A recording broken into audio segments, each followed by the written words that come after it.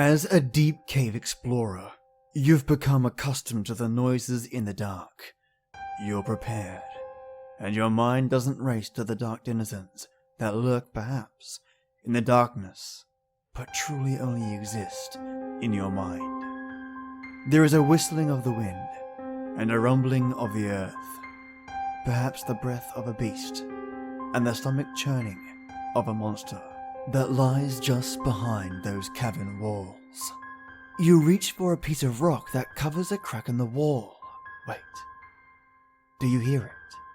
Shh, it's there. Welcome, listeners, to your brand new creepy series titled Ted the Caver. I will link you to the website, and Patreon supporters will have a nifty set of images to refer to tonight.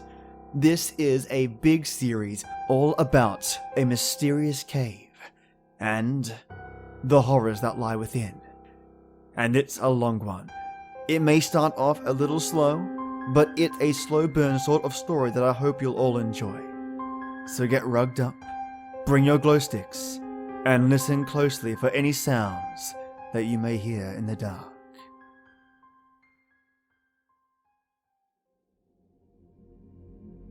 The 3rd, 23rd, 2001.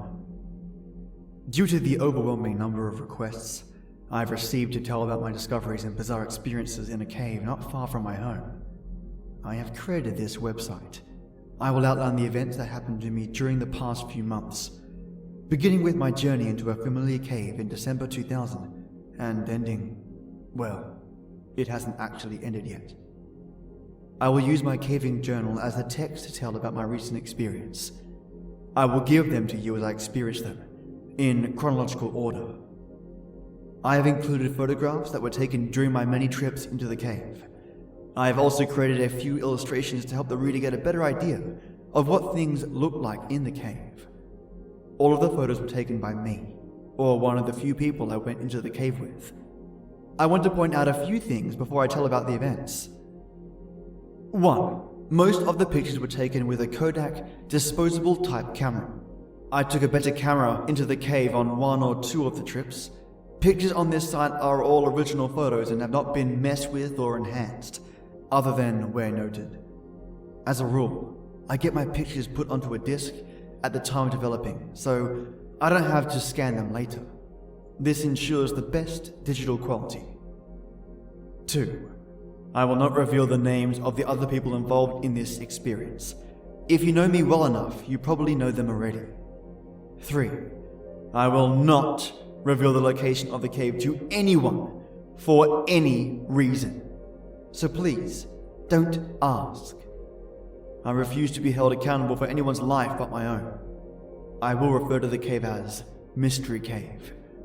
That is not its real name. If you think these events sound far-fetched, I agree. I would come to the same conclusion had I not experienced them. I will try to finish the site as soon as possible. Check the date on the main page to see when I've made updates. To protect myself from people who might want to copy this site, I include the following. All text on this and following pages are my own words and copyright 2001. Ted. I will divide the text into 2 colors for the sake of clarity. The plain text is taken directly from my caving journal. The italicized text is my comment as I reflect on the experience. I will do my best to convey the thoughts and feelings I had during the entire event. I will not use the actual names of the other individuals involved. I will include the entire relevant text of my journal. Only small parts of the journal will I skip. This will only occur when the entry has nothing to do with the experience in the cave, such as eating dinner after a trip, getting fuel or snacks, irrelevant details, etc. My journal is fairly thorough. I will merely summarize what I'm cutting out of the actual entry. In an effort to present this experience in as accurate light as possible, I will type my journal as I wrote it. Sans grammar check. Please overlook my errors. My additional comments will help to clarify the things I wrote in my journal. Caving Journal. The 12th, the 30th, 2000. B and I decided to get into one more caving trip before the new year, so we set our sights on Mystery Cave. Not a spectacular cave, but since neither of us had been caving in a while, it would be nice to go to any cave. There was a bit of excitement to this trip. There was a small passage in the lower portion of the cave that I wanted to check out to see if it was possible to get past it. It had a small opening, but lots of air blowing out of it. Even though it was way too small to climb through, I had never even checked to see what was inside the passage. We got our gear loaded up and hit the road by 3 p.m. We got to the cave in great time, since B likes to drive fast. We anchored from the usual tree and began to rappel into the cave. I went down first and got my gear together, while B came down. I will refer to B many times. We've been caving together for many months now. He was injured in a caving accident a few years ago and was told he would never walk again. Through hard work and perseverance, he not only walks, but can get around very well in caves. The trickier parts of a cave might slow him down a bit, but he can make it. He patiently works through an obstacle until he gets past it. As for the reference to the small opening in the cave, there is a saying amongst cavers, if it blows, it goes. Meaning, if a passage has a good flow of air, it is probably worth investigating. After we explored all the usual passages, we climbed down to check out the hole. The hole is located deep in the cave, near the lowest part of the cave. It is on the side of a cave wall about 3 feet from the floor. To look inside the hole, I had to kneel down to duck under an overhang of rock. I used my backup mini mag light and held it inside the hole to see what I could see. I was excited by what I saw. The wall around the hole was about 3 to 5 inches thick. It led into a tight passage. The passage opened up a bit just inside the hole. It continued back about 10 to 12 feet in a small crawl space. After that, it seemed to really open up. Although, how much, we couldn't tell. This could be a virgin passage. Obviously, no one has passed through this route, but there could be a way into the passage from the other side. To even get to the crawl space, we would have to enlarge the opening. Currently, it is about the size of my fist. Once we get past the opening, we would have a tight crawl back to where it opened up. It would take some work, but we thought we could do it. We sat down for a few minutes to rest and contemplate our plan of attack. While we sat there in the darkness, we could hear the wind howling from the other side of the passage. It was a low, eerie noise. We could also hear a low rumble from time to time. No big deal though. The cave is in the vicinity of a highway that has heavy trucks drive on it. We figured the rumble was the effect of the trucks resonating through the rocks. We determined that our best plan would be to haul a cordless drill into the cave to drill into the rock. Then we could take a bullpen and a small sledgehammer and break up the rock. It seemed pretty straightforward. We would widen the hole big enough to squeeze in and see what was on the other side. The efforts to haul all of the equipment down to the hole would be a pain, but we hoped it would be worth it. I named the passage Floyd's Tomb, after Floyd Collins. It seemed to look like the tight spot where Floyd spent his last miserable days on Earth. Floyd Collins was a caver back in the early 1900s. He got stuck in a tight crawl space and was unable to free himself. It is an amazing story that is detailed in a book called Trapped, The Story of Floyd Collins. I think that was the title. I don't recall the author. Calling our passage Floyd's Tomb was not only a tribute to Floyd, but a commentary of the size of the passage. In retrospect, it's funny how simple I thought it was going to be. I figured a few hours work and we would be in. Had I known how long it was going to take, I doubt I would have even begun the project. Had I known what I was going to experience in the cave, I never would have returned. We gathered up our gear and headed for the surface. Normally I couldn't care less if I ever came back into this cave. There is nothing special about it, but now I was psyched about getting back and getting through. We hadn't even left the cave, and we were planning our return trip. The rest of the journal entry talked about the climb out of the cave, our dinner, and our trip back home. January 27 to 28, 2001. B and I were both excited to get back into the cave and get to work. I figured with about 4 hours work, we could be in and see what was on the other side. We had arranged to borrow a DeWalt cordless drill to bring with us. We also had masonry bits to drill with, sledgehammers, 2 of them, to break up the rock, ball pins to insert into the drill holes, and a few other tools that we ended up not using. Getting the tools down to the worksite proved to be a challenge. One of us would climb down the rope and stop at a ledge or good resting place. Then the other person would lower the tools. We kept repeating this routine until we got to the bottom of the cave. Then we had to drag the tools to the hole. It took about an hour to finally get to work. B took the first turn at the hole. After an hour of exhausting work, we could tell that we were not going to get through in one session. We kept trading off after we worked ourselves into a sweat. One would take a break and get some food and water, while the other one went to work. The routine went like this. To begin work, we had to get down on our knees and do our best to avoid smacking our heads on the ceiling. Working in this awkward position, we would drill into the wall around the hole. That was difficult work. We really had to push on the drill, and it was still slow progress. Then we inserted the bullpen into the hole and hammered on it until the rock broke up. Then, we would repeat the process. To give you an idea of how slow it went, the typical size rock that would break off was about fingernail size. If we broke off a large piece, about 1/3 the size of my palm, it was cause for celebration. From time to time, for variety, we would just wail on a cold chisel with a 5-pound sledge. It was slow progress. The problem with the sledge was that we couldn't take a good swing because of the tight quarters.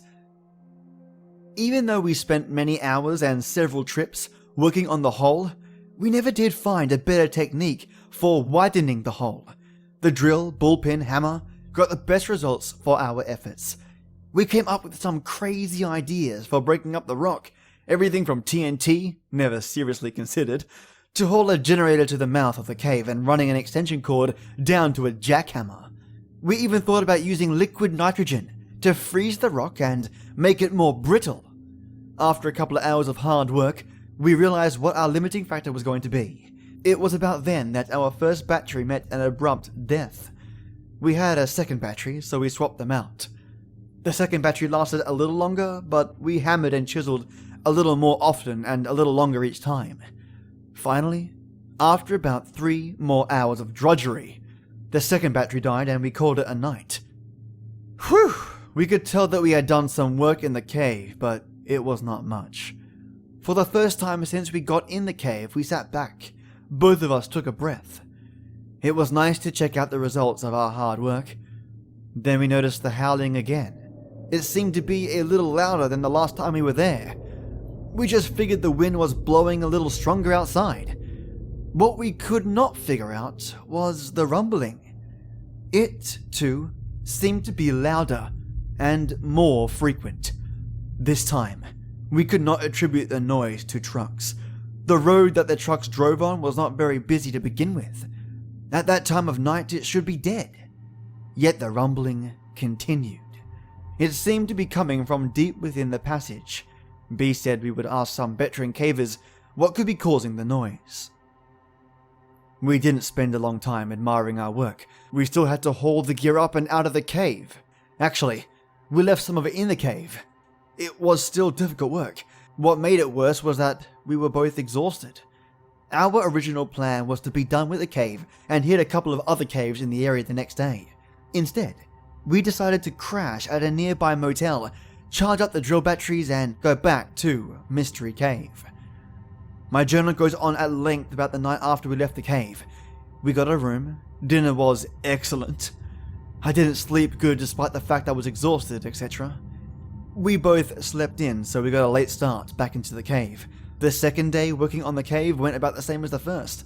We worked until both batteries were dead again. We were still not even close to getting through.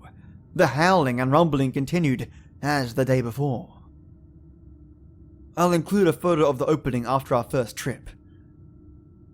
Before I continue with the next journal entry, I thought it might be helpful to the reader to explain a little bit about caving and about the atmosphere in the cave.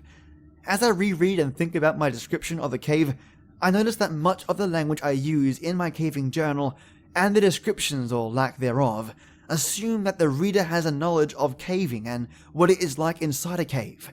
In other words, I write my journals for me. I will take this time to give a more detailed description of the cave. I will tell about what it was like while we worked on the cave, and I will summarize our feelings up to this point. The cave was discovered several decades ago when construction in the area unearthed its entrance. From that time to the present, it had been visited by mostly locals in the area and avid cavers in the region. Beer cans can be found intermittently in the cave, mostly in the upper half. When the cave was first entered, it was probably beautiful. Dust, graffiti, vandals, pigeons, and regular use have diminished its appeal. There are still places in the cave where small formations remain undisturbed, as a reminder of what the rest of the cave used to look like. To enter the cave, one must have a good length of rope in order to rappel down into the rock. A nearby tree serves as a good anchor point. Once the rope is tied to the tree, about 20 feet away from a small cliff, it can be tossed over the edge of the cliff to a small ledge 15 feet below. Cavers can then descend the short distance to the entrance. Once inside the cave, artificial light must be used. My light source of choice is a battery-operated helmet-mounted light, known as a tag light. Safe caving calls for at least 2 sources of backup lighting. For my backup lighting, I have a mini mag light mounted to my helmet, and another helmet-mounted light in my pack, which I always carry with me. I also have glow sticks that I carry with me.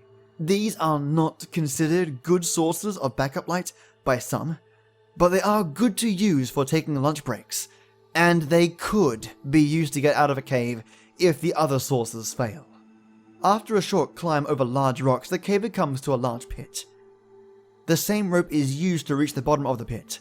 The drop is only 50 feet or so, but it is not free hanging. In other words, you can't slide straight down the rope, which is preferable. You have to snake your way around sharp rocks as you descend.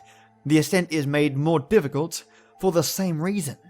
The pit varies in diameter from about 10 feet to 3 or 4 feet in a few places. The walls are lined with a sharp white rock called popcorn. Let me correct that. It used to be white, but is now covered with dust and dirt that was kicked down from above by years of caving. The popcorn makes it painful to brush against the side of the pit. My choice of clothing is Levi's, t-shirt, gloves, and knee pads. I usually leave the cave with a few scrapes, but at least I am comfortable while I climb around inside. The temperature is stable year-round. It feels cool in the summer and warm in the winter. We have gone in on freezing days, and 10 feet into the cave, it is warm enough that coats are not needed. It is a good temperature to work in, as we learned. For the size drop, I usually use a figure-8 descending device. For the climb up, I attach myself to the rope using a pencil ascender, but I climb up on my own without using the device. It is there merely as a safety attachment, in case I slip. Other cavers have their own methods of getting down and up. At the bottom of the drop, the caver gets to do some crawling for a while. There is a small room, about 6 by 6 feet, at the bottom, that gives the caver a spot to leave his harness and descending or ascending gear. Since there is no more sleep drops, the harness is not needed, and will only get in the way. Once the caver gets down to the 6 by 6 room, he can take a break under a ledge while the rest of the party comes down. Then, he must drop to his knees to negotiate a 10-foot long passage that is only a few feet high. This is where the knee pads come in handy. The floor is covered with a soft dirt, intermingled with bits of broken rock from above. The thin layer of dirt does nothing to soften the blow to the hands and knees as the caver works down the crawl space. As a reward, at the end of the crawl, he gets to drop to his belly and scoot under a tight squeeze. Not really tight, just something low enough to make the caver scoot along in the dirt. Once the caver gets on the other side of the squeeze, there are a few feet of crawl space. Then the cave opens up enough to stand. For most of the rest of the cave, the caver can stand, or at least stoop. The cave splits off into several passages at this point. 2 routes wind around rocks and crevices, and come to abrupt dead ends. The other 2 lead to small pools of water. each route is fun to explore. They all lead on for 100 feet or so in a gradual downward slope. Most of the time, the caver can walk upright in the passages. Other times, he will have to climb over large boulders, or occasionally crawl on hands and knees. Water is a common occurrence in caves. I have been told that one of the local residents was one of the first people in the cave, and that his cousin dove into the pools using scuba gear. He said the cave continued down for a couple 100 feet underwater. What they were hoping for, and what happens frequently, is that the passage comes up somewhere else, with virgin cave passages to explore. Unfortunately, I don't possess the knowledge to give more detail about the type of rock in the cave. When we were drilling, we would have some parts that were easier to drill than others, and there were different colors in the rock. Refer to the photos taken in the cave. But that is the best I can do to describe the makeup of the cave. At the point the cave splits into 4 routes. The 2 passages that dead end are to the immediate left of the caver. Straight ahead and to the right are the passages that lead to pools of water. The entrance to the passage on the right is the largest of the 4. The arched opening rises nearly 10 feet into the air, ending a mere foot below the cave ceiling.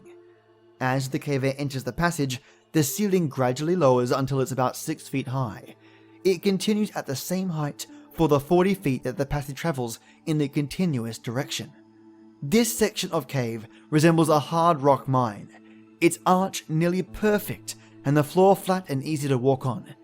It's easy to picture rusty minecarts on rail lines and dust-covered miners with blistered hands gripping dull picks. The pseudo-mine comes to an end and the caver is once again forced to drop onto hands and knees and get reacquainted with the floor of the cave. This time, the crawl lasts about 20 feet. The floor is sloping gently downward for the first half of the crawl, then it gets fairly steep and slippery.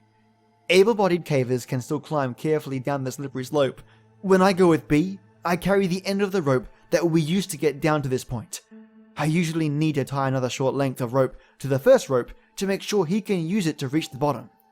The crawl lasts a few feet beyond the bottom of the slide. Over the next 10 to 12 feet, the caver slowly begins to regain the standing position. After walking a few feet and climbing down a short drop-off, the caver arrives at a small level, which has a passage leading down immediately to the left.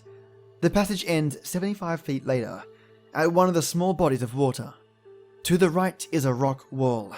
Straight ahead is an indentation in the wall which goes back about 3 feet. On the wall at the rear of the indent is a small hole, about the size of a softball. To get near the hole, the caver ducks under an overhang and kneels upon the rocks that rise above the floor by a few inches. By the time the caver reaches this point, he is either warm or sweating, and the first thing he notices is the cool breeze blowing out of the hole. It was my reception of this hole as a potential doorway to unexplored portions of cave that ultimately lead to this telling of my experience. As has been my tradition for all the years I've been caving, the party reaches at a point in the cave, usually at the deepest part of the cave, that all lights are extinguished. Complete blackness fills the eyes. For a moment, the individual caver strains the eye muscles, focusing in and out with the expectation of catching a crumb of light somewhere in the false night. After several futile moments, the caver turns his head at a sound, perhaps another caver, only to have the other senses return and then heighten. The sounds, smells, and feelings that have been overlooked to this point come racing to the caver in perfect detail. The pain of their own behind sitting on the cave floor, the smell of the dust, sweat, and guano, the sound of modern material shifting on age-old rock as cavers attempt to find comfort on this solid foundation. At the back of every caver's mind at this time is, what if? What if a person had to climb out of a cave with no light? Would he make it? Would he find all of the turns and bends which got him to this place? If not, would a rescue party find him in time? The depth of darkness recognized at this time is something that is rarely experienced outside a cave. Many first-time cavers erroneously declare that they have to hold their hand to within 2 or 3 inches of their face before they can see it. The truth is the human eye is incapable of seeing in an absence of light. if they did not hear something coming toward them, they would feel it before they saw it. Complete and total dark. This exercise is a great way to remind people to take backup lighting. As we proceed to work in the cave, we developed a system pretty early and little changed in succeeding trips. The first time in the cave, B took first shift at chipping away at the opening. After about a half hour, he needed a break, so I took over. He told me what works best, and I continued doing the same. We would try new things from time to time, to use new muscles, but usually stuck to the same method. We would use the masonry bit and press on the drill as hard as we could, and drill out a hole in the rock. Safety glasses and dust masks were worn while working. Then we would insert the bullpen and hammer it into the rock and break out small chunks of the cave. Then we would drill another hole and repeat the process. Occasionally, the drill would hit a soft spot in the rock, and that step would be shortened. We would work until we became too tired to continue. Then B and I would trade. While one of us was working, the other would remain in the darkness and eat or drink, or just lay down on the cave floor, padded by rope bags. After just a few rotations, we were tired enough to catch a nap while taking our break. The only light we used was the helmet light on the head of the worker. Since it was pointing towards the hole, the resting person was left mostly in the dark. This was a welcome benefit, since the resting person was usually, well, resting. The rest break was also a chance to cool down a bit, which didn't take long in the cooler temperatures of the cave. Fortunately, the temperature of the cave allowed us to work pretty hard and not overheat much. I remember that I frequently looked at the hole and thought, hey, it's big enough. I think I can squeeze through. Only to be disappointed in my attempt. However, even after the first attempt and failure, I knew that I would keep working on the hole until I got through. This despite the fact that I knew it would take many more hours of hard work. It actually became an obsession with me. I tried to get out of the cave and work as often as I could. I hoped that the passage led to a large undiscovered cave that we would be the first ones to enter. I guess the explorer in me wanted to find a new frontier there in the cave. Since B is such an avid caver, he was motivated by the same desire to find a new unexplored cave. What we did find was not at all what I expected. February 10th, 2001. Scarcely 2 weeks had gone by and already we were on our way back out to work in the cave. We admit we have become obsessed with the idea of getting through the passage. That may be a sign of how exciting our lives really are. It's not that we think there is going to be something great beyond the passage. We just like the idea of being the first human on the face of the planet to set foot in a virgin part of the cave. Although, if we found a hidden treasure, that would be fine with us. We got a late start and drove part of the way in the dark. When I tell people that I go caving at night, they wonder why. They don't stop to think that it's always night once you're inside the cave. All the way out to Mystery Cave, we talked about new ideas to speed up our work. B also told me he talked to some caver friends of his that came up with an explanation about the rumbling noise. They thought it might be the sound of water deep within the cave, possibly a waterfall. They couldn't really explain why the noise seemed to come and go. To me, it is just one more reason to get through, so we can solve the mystery. This trip, we took B's dog, Whip. She is a Jack Russell Terrier. I was not at all concerned about taking the dog into the cave. We have taken her before. She answers the call of nature before we go in and then waits until we get out again. Also, she is well behaved inside the cave. We simply had to lower her via a custom-made harness until she reached the bottom of the main drop. Then she negotiated the rest on her own.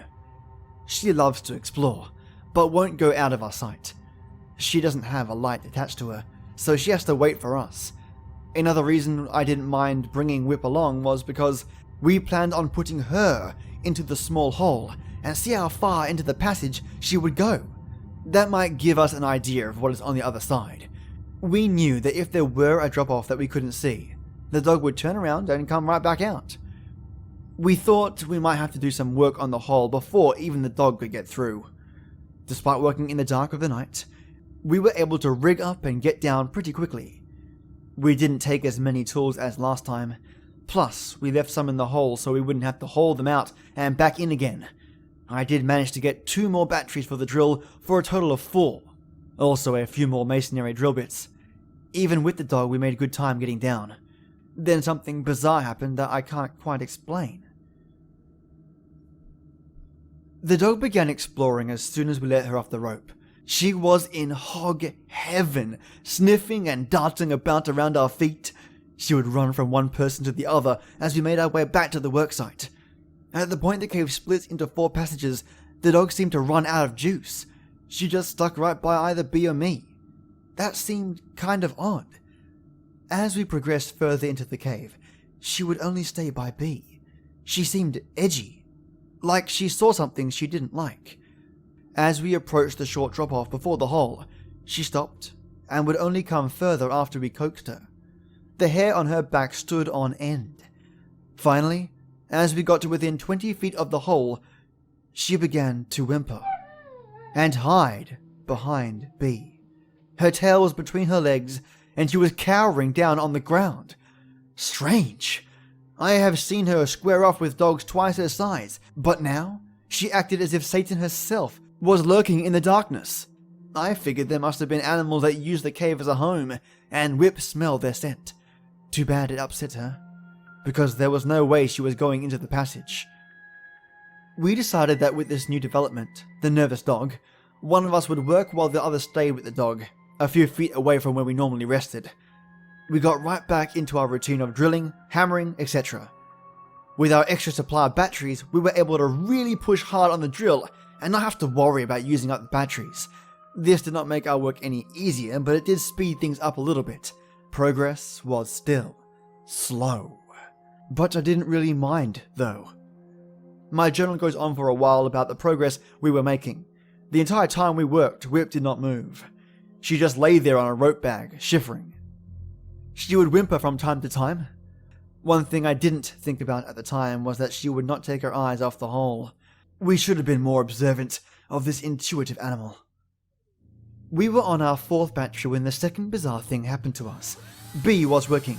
He had just finished drilling a hole and was getting ready to hammer the bullpen when he stopped working and looked into the hole.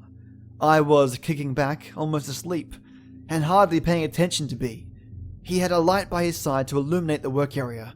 I could see in the eerie glow a puzzled and intense look on his face. He looked over at me and shook his head. I asked him what was up. He said that he swore he just heard a strange noise emanating from the hole. He said it sounded like rock sliding on rock. Sort of a grinding sound. I assumed his ears were just ringing from the drill. He didn't wear any earplugs this trip. He assured me he heard what he said he heard. I didn't have an explanation, so I went back to dozing. B sat there in the quiet of the cave for a long time before he resumed work. Also, he would stop from time to time and just listen. B is very grounded and not one to pursue some imaginary sound. I believe he heard something, but I'm not too concerned about what it was. I assume we will figure it all out once we get through the passage. The final battery lasted another hour or so. We were sitting around talking about our progress when I decided to see if I could get my head through the hole. My head easily fit, but there was no way my shoulders were going in. As I was kneeling there contemplating how close we were, I noticed something that B overlooked. The wind had stopped. In all of the times I've been in the cave, I've always felt the wind blowing. The last time we were out working on the cave, the wind was blowing worse than ever. Even earlier, remember the breeze cooling us off. But now, nothing. B said he did not know when it stopped. The rumbling had ceased too. Bizarre. This plain old cave was becoming mysterious. We talked for a long time in the dark of cave. We debated what could possibly be causing these unusual events to occur. I think part of the reason we were sitting in the dark was because we were both too hammered to move. We could come up with no reasonable explanation for the strange things happening in the cave. After sitting for at least a half hour, we slowly loaded up our gear and started for the surface. Whip couldn't have been happier to get out of there. Once again, we left some of the tools in the cave. We just put them in the hole. Not enough people use the cave to worry about. Plus, we were too tired to care. We made a lot of progress this trip. It helps to have the extra batteries. We still have a long way to go, but it sure is nice to see how far we have come. The rest of the journal entry talks about climbing out of the cave, getting a room at a motel, and crashing. We were beat. In retrospect, I can't believe how casual we were about everything that was happening in the cave. At the time, the only thing we could think about was getting into the passage. Everything else was just a minor distraction. I do recall thinking that it would be nice to get in and see how the mechanics of the cave worked, where the wind was coming from, what was making the noise, etc.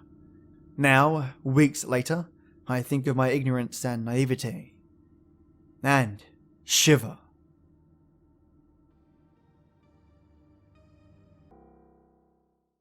March 3rd to 4th, 2001.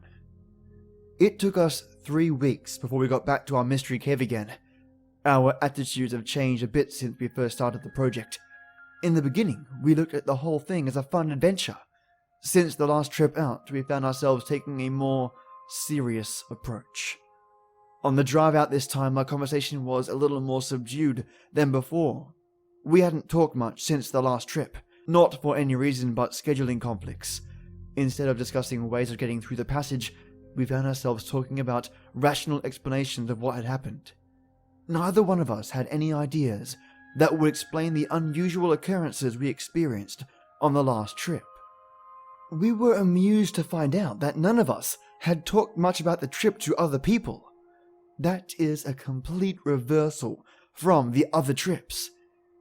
It has been fun to report to friends and family about our progress. It is always fun to tell people about the tight squeeze we're going to have to go through to get into the passage. Most people have little desire to voluntarily subject themselves to incredibly tight places. Actually, neither do I. But I will do it in order to get to the other side. Good motivation. We left town early in the afternoon to beat traffic. I don't recall what time we finally got to the cave. Like I said, the mood was subdued. We got rigged up and started down, and obviously, B left the dog this time. We took essentially the same gear as the last time. We left some of the tools in the hole to save our backs the agony of hauling the extra weight. Even with the gear, we got down in good time. We really have a good system for getting up and down. There was only one minor mishap this trip. B scraped his arm on the descent. Not real bad, fortunately. He waited until we got all the way into the hole to patch it up. It was just a superficial cut. While he was getting the wound cleaned up, I started working. He both took note that the breeze was back and the rumbling present. We had 4 fresh batteries and 4, or maybe 3.5, fresh arms. I had high hopes this would be the day. It started out pretty slow. When we first started working on the hole, the thickness was about 3 inches. As we have enlarged the hole, the thickness has increased. As a result, our progress has become slower. Still, we continued with as much energy as we could put into the work. The hole was big enough, at least for me to put the hammer into the hole for reference. Then, put the camera into the hole and take a picture of Floyd's tomb.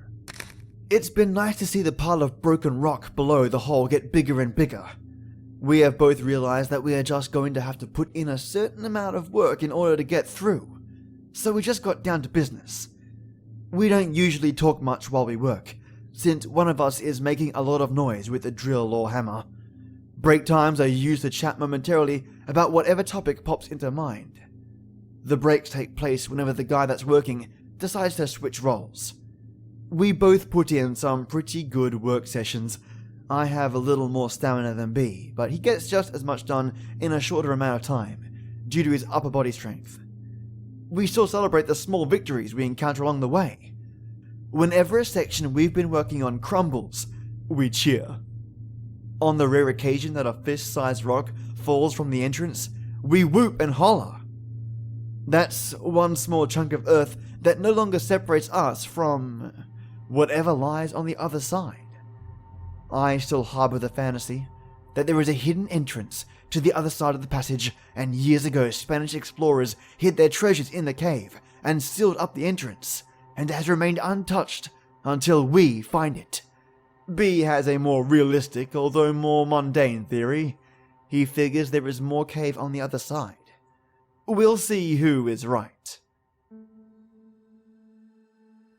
This trip out, I wanted to see if we could speed up the work by using larger masonry bits. I purchased some good-sized ones at the hardware store at a good-sized price. One was larger in diameter than all the rest, the other was smaller around, but longer. I had pretty much concluded that the big one might be too big, and I was right. We tried to get it to go into the rock, but progress was very slow. We tried pushing for all we were worth, and all we got was tired. The larger bit just created too much friction area for our strength. It might have worked with a hammer drill, but we didn't have one. The longer bit worked fine with our drill. We relied on it for most of the work we did this trip. I thought we were going to be out one bit and a drill and my hand when the bit broke off toward one end. I was pushing as hard as I could on the drill with the bit a few inches in the wall when it snapped. I nearly ran the drill through the wall from pushing so hard. We were able to retrieve the bit and keep using it, minus a couple of inches. It still worked great. Only once in a great while did we resort to hammer and chisel. Work was proceeding as normal until about the time we were on our 4th battery. I was kneeling down and working the drill slowly into the wall at the time. I had my earplugs in, my safety glasses on, and was lost in my own thoughts. Suddenly, over the squeal of the drill wearing down the rock, I heard a strange noise. It was loud. I could hear it over the noise of the drill, even though I had earplugs in. At first, I thought it was just the drill bit doing its job on the cave. It would frequently complain by screeching and whining as we forced it into the wall. But this was different. It took me several full seconds to comprehend that this was coming from inside the hole and not the bit. I stopped drilling and yanked my earplugs out just in time to hear the most terrible scream I have ever heard trail off and echo into the darkness of the cavern. I stared wide-eyed at the hole. For several moments I did not move, nor did I breathe. I turned to look at B. Moments earlier he had been lying on the rope bag catching a nap. Now he was standing upright, mouth open, with a look of concern on his face. I turned and looked into the hole again, half expecting to see a demon face staring back at me. Nothing was different in Floyd's tomb. I fixed my gaze on the back of the squeeze, where the limit of my light reached. There was no motion, only darkness beyond the reaches of my light. In the complete silence that followed, I could hear my heart pounding in my ears. Not another sound could be heard in the cave. Suddenly, I heard a scraping noise behind me, and straightened up. I nearly knocked myself out, hitting my head on the overhang. It was just B, moving to turn on his light, but I was so wired, it nearly sent me to my grave. B spoke, and again I jumped. He said to get some rocks and put them in the hole. He explained that whatever animal had made that noise might be able to get through the hole.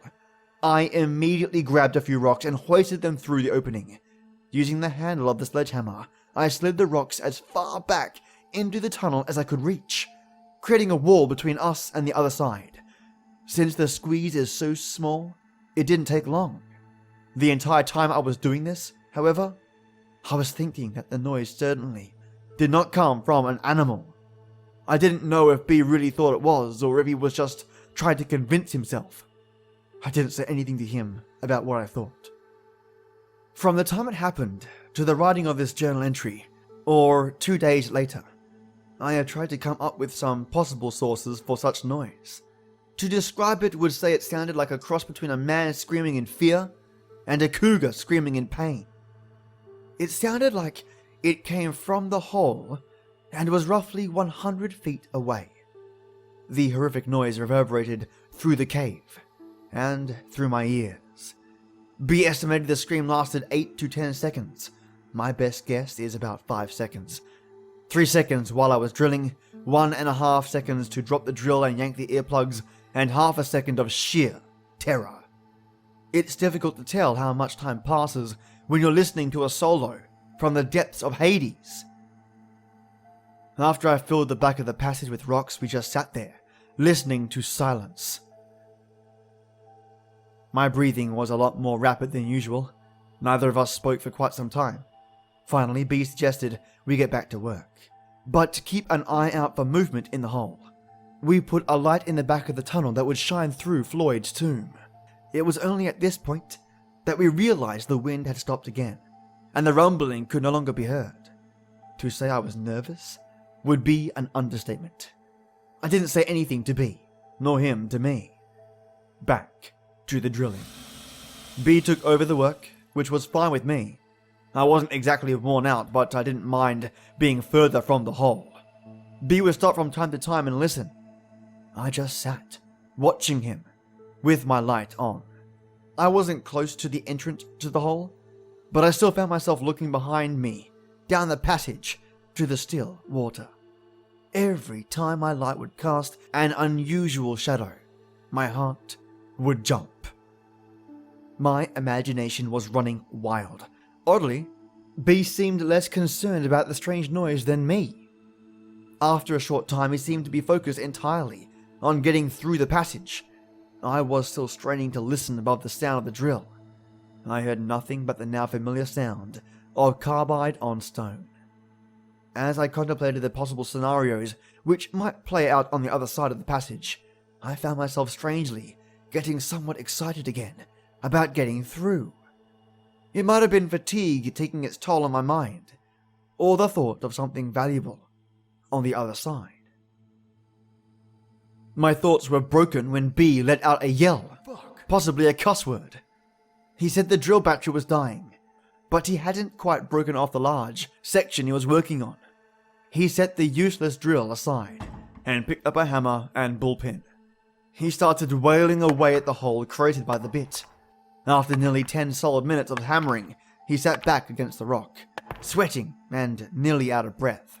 The bullpen was still protruding from the cave wall. He held the hammer toward me, inviting me to take a few swings. I held up my hand and shook my head. I had been ready to exit this cave for quite a while now. He didn't press the issue, and without speaking, we both started gathering the gear we were going to take out.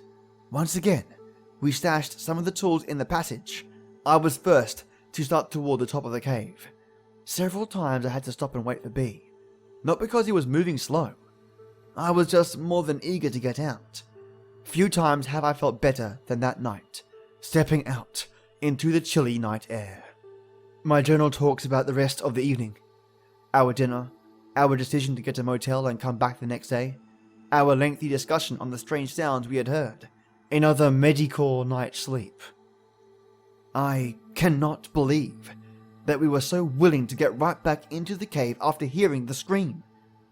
Part of the reason I went along with the idea was because B seemed so indifferent to any possible dangers, even if it were an animal, which I did not believe, but could offer no better explanation. Weren't we possibly putting ourselves in harm's way? In retrospect, I still have difficulty understanding our thought process at that time. We were just too eager to discover virgin cave passages. I now think it can be summed up with one word: testosterone. February 13. It's amazing what a couple of good meals and a little sleep can do for someone's attitude. Even though we still had memories of the strange noise fresh in our minds, we relit our fire of enthusiasm. The other side of the passage seemed so close. We were sure this would be the day. We got to the cave and started to work our way down to the hole. Getting back into the darkness of the cave brought back the memories of the night before. The sight of the circle of rock illuminated by our headlamps, the smell of the dirt in the air, the sound we made as we crawled across the rock. Once we reached the entrance to Floyd's tomb, however, we were once again ready to blaze the trail leading to an undiscovered part of the cave. We immediately noted the presence of the breeze blowing out of the hole and the rumbling. The bullpen sticking out of its hole was an obvious sign of where we needed to begin for the day. The bullpen sticking out of its hole was an obvious sign of where we needed to begin work for the day. B took over where he left off the day before, and I took up residence in the exact same spot I occupied the night before. Even though I was already well rested and wanting to start work, B was making the hammer sing with each blow. After a mere 2 or 3 minutes, he let out a cheer. He turned to reveal a handful of rock that used to be attached to the cave. He was breathing heavily but had a big smile on his face. So did I. For the first time, the strange noise had been forgotten, and the vision of success captured our attention. The lower left-hand corner of the hole had been giving us grief because of the thickness of the wall at that point. We felt that if we could just remove the corner, we might be on our way inside. B now held in his hand the crumbled remains of the corner. Our excitement consumed us as we examined the hole. I took the hammer and pounded away at the surface of the hole. The idea was to remove the jagged edges that would take their toll on my skin. The size looked right. Now, the moment we had been working for. I cautiously approached the entrance to Floyd's tomb. I decided the best way to enter the small hole was to place one arm over my head and slowly work my way in. I soon determined this was not going to work. The hole was small. If I was going to make it in without widening the hole anymore, I was going to have to put both arms over my head in a diving position, turn my head sideways and slip into the tomb. The width of the entrance was the limiting factor. The height was sufficient. The arms overhead position flared my shoulder blades out, but there was still room to get in. Plus, the arms overhead gave me the best squeeze side to side. In order to enter straight into the hole, I stood on my feet and bent over to get level with the entrance. My knees were bent and the position was uncomfortable, sort of a semi-squatting position, bent at the waist with arms overhead. Plus, I had to slightly turn my upper torso to the left, in a counterclockwise rotation, to negotiate the angle of the entrance. Notice in the last photo that the entrance generally slopes up to the right. I got my arms through the entrance with minor scrapes. Next came my head. By keeping it turned sideways, I was able to get it in, for the most part, up to my shoulders. When I got to my shoulders, I could feel the rocks touching all around my shoulders and chest. It was not stopping me, but I was definitely scraping many surfaces of my body. I decided to just push through, keeping in mind that I was going to have to come back out eventually. The pain was not too bad, and I was in. Well, my upper body was in. At least I could get a good idea what the tomb was going to be like. Once inside the tomb, I had a few inches all around me in which to position my body. This was the largest part of the passage, and it was conveniently located right at the beginning of the crawl. That gave me a little room to get positioned to crawl further into the passage. Inside the tomb gave me a whole new outlook of what it was going to be like to crawl through. Even though this was the largest part of the crawl, it was still small. I could move my head around freely, but every direction that I turned, I was staring at a wall of solid rock. When I spoke to B, my voice sounded muffled, like I was talking in a small box. I could rest my chest on the passage floor, but the rocks were uncomfortable. I turned my head to look further ahead, but couldn't see past the wall of rocks I had built the day before. The squeeze towards the end of the passage was closer now, and appeared even narrower. I didn't know if I could squeeze through or not. I knew it would be close. I wanted to crawl further into the passage. First, however, I had to work to get some of those loose rocks that were lying on the passage floor out of my way. I was disappointed to find out that most of the rocks that looked loose were actually attached to the floor. I was hoping to be able to just scrape them out of the way. I had pushed the sledgehammer into the passage before me, so at this point, I used it to push the rock wall we had made further back in the passage. Then I dragged the sledge back and forth across the floor to move any loose rocks, or break up the solid ones. By sliding the head of the hammer under the squeeze, I determined that the narrowest part of the squeeze was about 7 inches high. I figured we would have to do some work before I could slip through. The entire time I had my head in the passage, B was just kicking back, listening to my descriptions and progress reports. At some point he snapped the photo shown above. Thanks, B. Up to this point, the size of the passage was not too big of a deal. I was in an incredibly small passage, but only my upper body was in, and since it was the largest part of the passage and my arms could move freely, I was pretty calm. Then it was time for a push. I slid the sledgehammer up as far as I could reach. Since my body filled the entrance, I could not slip the tool out, so it was easier to push it ahead. In order to rotate my hips to the proper angle to enter the hole, I had to lean my upper body on my forearms, use my feet to climb the wall outside the hole, and slowly crawl into the hole. My hips barely fit. Once they cleared the entrance, I could relax a bit and get into position to work toward the squeeze. I decided to try the one-arm forward technique to get through. The passage was so narrow that no matter what position I started in, I would have to stay with it through the entire length. There was just no room to move around or change positions. I would also have to turn my head one way or another and keep it in the same position. This crawl was tight. Moving forward at this part of the passage was relatively easy. I could use my forward arm, my left arm, to pull and my other arm to push.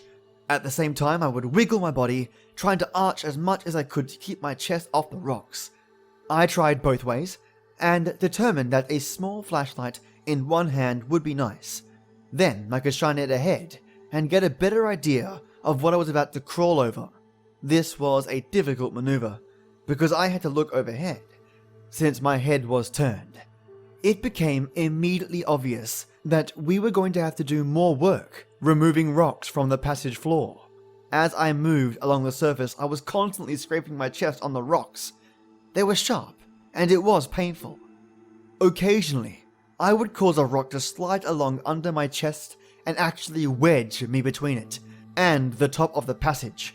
I would then have to back up and either try to move the rock to the side with my cheek, using a sweeping motion with my head, or back way out and move it with my forward hand. My little trip into the passage represented a major milestone in my caving career. When I began caving, I did not feel overly comfortable going through tight spaces. Even the little squeeze at the beginning of this cave was an obstacle to overcome. By pushing myself and forcing myself to try the narrow passages, I have become much calmer about tight spaces. Still, this passage represented a new benchmark in small spaces. I had not been faced with anything this small. I don't remember having to take off my helmet before now. With this passage, it is mandatory. Not only do I have to take off my helmet, but I have to turn my head to the side in order to fit. The journey into the tomb went like this. After I had twisted my hips into the passage, I took a few minutes to stop and work out a game plan. Most of the length of my legs was still outside the entrance. They were just dangling in the air. The tomb was still big enough to move my head around and even move my arms freely into position. It was larger than the rest of the passage, but not by much. It was like sticking your head into a box. Everywhere I looked there were rocks, and not too far from my head. Any sound I made was muffled and dead. The narrowest part of the passage was about 10 feet in. At this point, I was about 3.5 feet in. At about the 4-foot mark, I would have to commit to whatever position I felt comfortable, and stay that way until the 12-foot mark, at which time the cave started opening up. I went with my left arm forward and head turned to the right. B had given me a flashlight that I had in my left hand. As I inched forward, I would try to brush the loose rocks away with my left arm. This was somewhat successful, but there were a lot of rocks I missed or could not move. As mentioned, the first little bit of the crawl moved along fairly quickly, since there was a little room above me to negotiate the passage. Then the walls started to close in around me. I had a few extra inches on each side of me, but the top of the crawl was getting very low. At about the 7-foot mark, I could feel the top rubbing my back as I would arch. After another half foot, I couldn't arch anymore. I had to just push ahead with my toes and pull with my forward arm. I decided it would be a good time to see if I could back out. I tried, and it was pretty easy. That gave me a lot more confidence. Still, I had B tie webbing to my feet, just in case he had to pull me out. My neck was starting to get sore from being cranked to the side. My head was getting heavy, but to rest it on the only portion I had was to lay down on the broken rocks. It was painful, but I did it frequently. I was staring at the wall to my right. It was a mere 4 to 5 inches from my face. Most of the time I wasn't watching the wall. Either I had my eyes closed, which I sometimes do when I go through a tight spot, or the light wasn't shining in a direction that did me any good. It was quiet in the tomb, other than my own breath, and I was breathing heavily from the effort it took to move. Thankfully, the breeze was present and cooled me off. By lifting my head and carefully touching the ceiling from time to time, I could gauge the size of the passage that my body would soon pass through, much like a cat using its whiskers to gauge an opening in a fence. At the 7.5 foot mark, I could tell things were about to get real tight. While lying in the darkness, in a passage deep within a cave, one is in a unique position to ponder. A mountain literally resting on top of me, the entire earth lying below. One tiny movement of earth and I would cease to exist. Or worse, to recognize the fear shared by Floyd Collins as he lay there, trapped for days deep within the heart of Mother Earth, incapable of freeing himself from his earthen prison. Picture yourself in my position, lying on your stomach, your left arm is extended over your head. Your right arm is at your side, having only a few inches in which to move. Your arms and hands are sore and bleeding from pulling yourself across the broken rocks.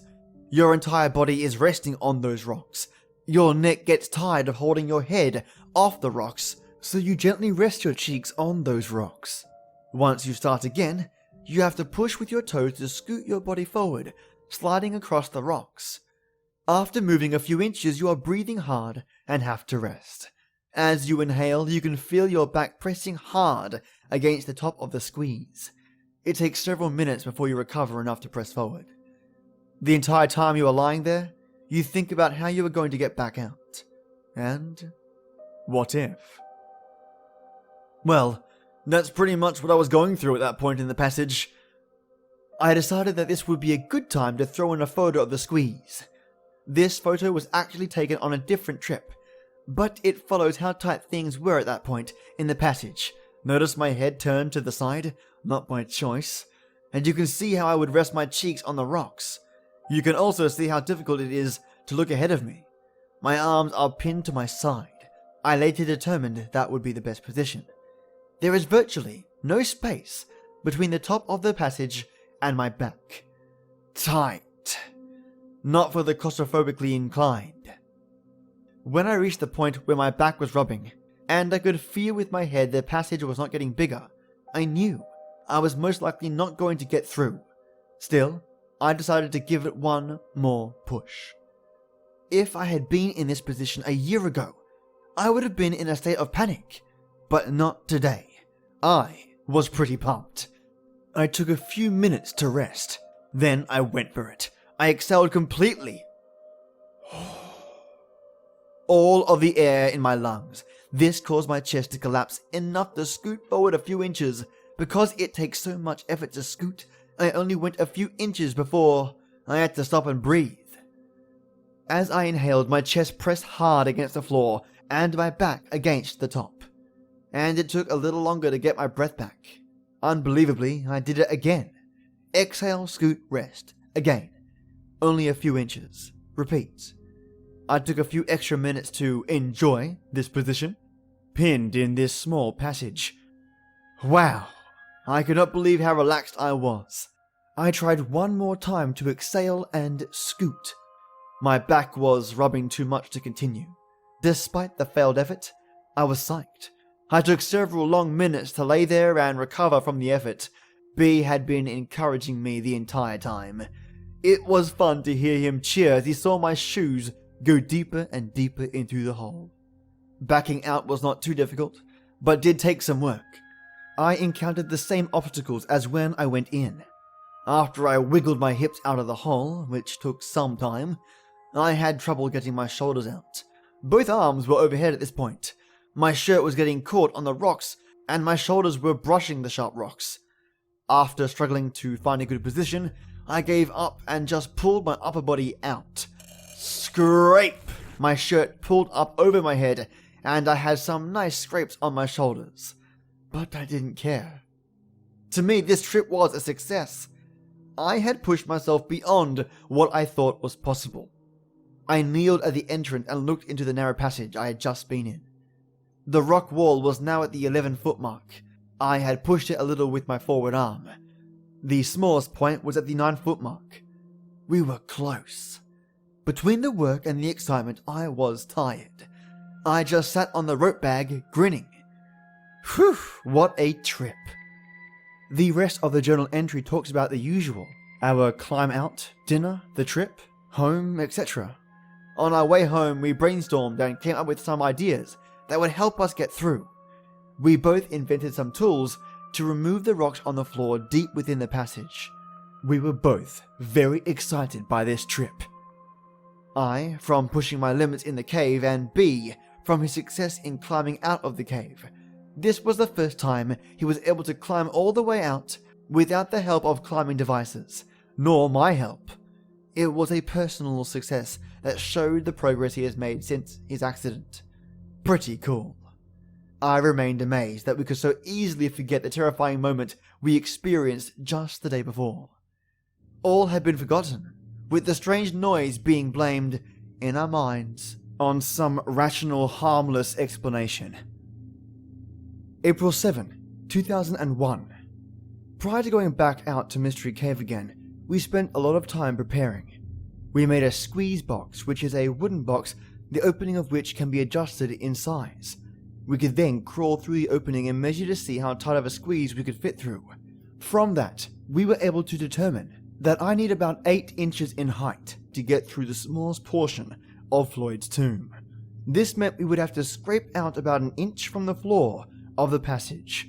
We also learned that the best position I would need to get through the passage would be on my stomach, with my arms by my sides, and of course, my head would be turned one way or the other. That position allowed my shoulder blades to drop to their lowest point. In order to move, I would push forward or backward with my toes. It sounds difficult, but felt adequate. Later, it proved to work sufficiently.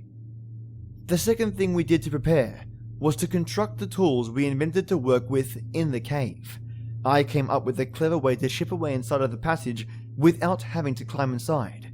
I had my neighbor weld together several lengths of steel pipe in a manner that would allow us to take it apart while we climbed down to the tomb, but still had the strength necessary to hold up to a blow from a hammer once it was together. We made our own tips that we could screw into our pipe to reach the area we needed to work on. B came up with a cool design for a scraper using angle iron. He had his neighbor weld it together. It proved to be an invaluable tool for scraping and removing the rock. We were both proud of our inventions. I also made a device to hold my drill that attached to our pipe. We ended up not using it since B's scraper device worked so well. I took an oath. I made a vow. I would not leave the cave until I had made it through the passage, conquered Floyd's tomb. This would be the trip. It had been a long time since we had been out to Mystery. We had been busy though. We had made the tools we had talked about. It was fun coming up with the ideas for tools. Also, we made a squeeze box to determine the best technique for getting through the tight spot. Plus we knew about how much rock we need to remove before we could get through. We were excited to get back out to the cave to finish our project. Our climb down to the passage took a little bit longer than usual since we had extra tools to carry. Once we got down to the passage, we immediately got to work using B's scraping tool with the pipe I had made. It worked like a charm. We could hammer the pipe on one end and the scraping tool on the other end dug into the rock. Then we could push the debris all the way through the passage and out of our way. When we needed to measure our progress, we would turn to the scraper sideways in the passage and observe the clearance. We worked for about 2 hours before I had a desire to try the tomb. I just wanted to make sure I was going to make it through on the first try.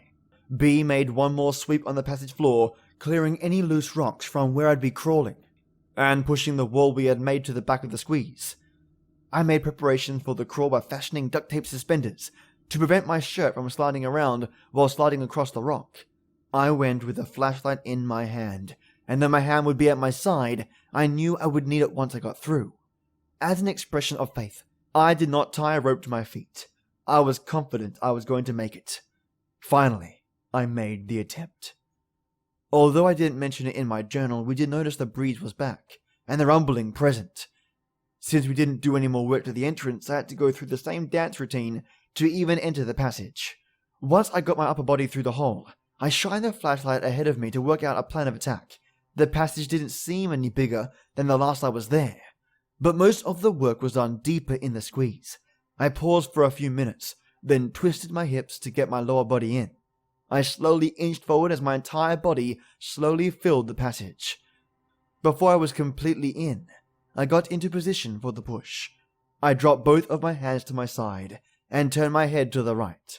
Then I began to inch forward. Once my toes were inside the cave, I used them to push forward. To keep from scratching my body, I would walk using my shoulders, knees, and toes. Progress was slow but steady. That was fine by me. A foot or two before the tight spot, I could already tell there was a little more room. Even so, I began to touch the roof of the passage with my back. This time, however, I was able to continue moving forward. I reached the lowest point in the passage, and I could tell it was still going to be tricky. Even with the work we had done clearing out the loose rocks, I still felt sharp pebbles rolling under my chest as I slid along. When I could feel my back brushing the top of the passage in several places, I reverted to my technique of exhaling. Before I began, however, I took a minute to lay there in the passage. I could see the glow of B's flashlight as the rays of light managed to squeeze past my body. I could feel the cool breeze evaporate the drops of dirty sweat on my forehead. I could feel 1,000 sharp edges dig into the surface of my skin. I felt the twinge of excitement as I realized that the goal we had set out to achieve weeks ago was about to be realized. This thought alone made me want to keep moving, no matter how tight the passage became. I breathed in and out rapidly for a few moments, then began. Exhale. Scoot. Stop to catch my breath. Repeat. April 7, 2001. After just a few inches of scooting, I could raise my hand off the floor of the squeeze and tell the passage was beginning to open up. I relayed this information to B, and we both took a few seconds to celebrate. During the rest of the slide through the passage, B was cheering me on. Virgin Passage! And Neil Armstrong Territory! Were the phrases he kept repeating. I was grinning ear to ear. Even though the passage was beginning to get larger, it was still slow going. I had to continue scooting along for another 1.5 feet before I could slide my arms underneath me to use them to crawl. At that point, I felt my journey was essentially over. I was able to sit up slightly and move the rock wall we'd erected several trips ago. Those rocks served as a somber reminder that a little caution could be wise. I shouted back to B that I was through. We both took a moment to congratulate ourselves on the success. B would likely never be able to squeeze through the passage and see what I was seeing, so I gave him a description of what the cave looked like. At this point, I only had my mini-mag, so I could not see very far into the passage. The end of the passage made a gentle right turn and seemed to go 4 ways. I was unable to do anything at this point but sit, due to the size of the passage. All of the broken rocks we had pushed through Floyd's tomb were all around me at this point. There were no other signs of human intrusion. I had to wait until B passed me my helmet light to get a better feel for the cave. B used the pole we made to slide me to the end of the rope. Then I was able to pull all of my gear through the squeeze. The first thing he sent through was my helmet and light. After I got the light fired up, I was able to see our new section of cave. That's right, our cave.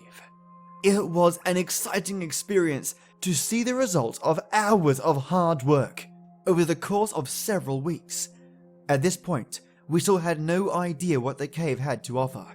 The only thing I could see was the passage immediately following the squeeze. It was a narrow passage with a low ceiling.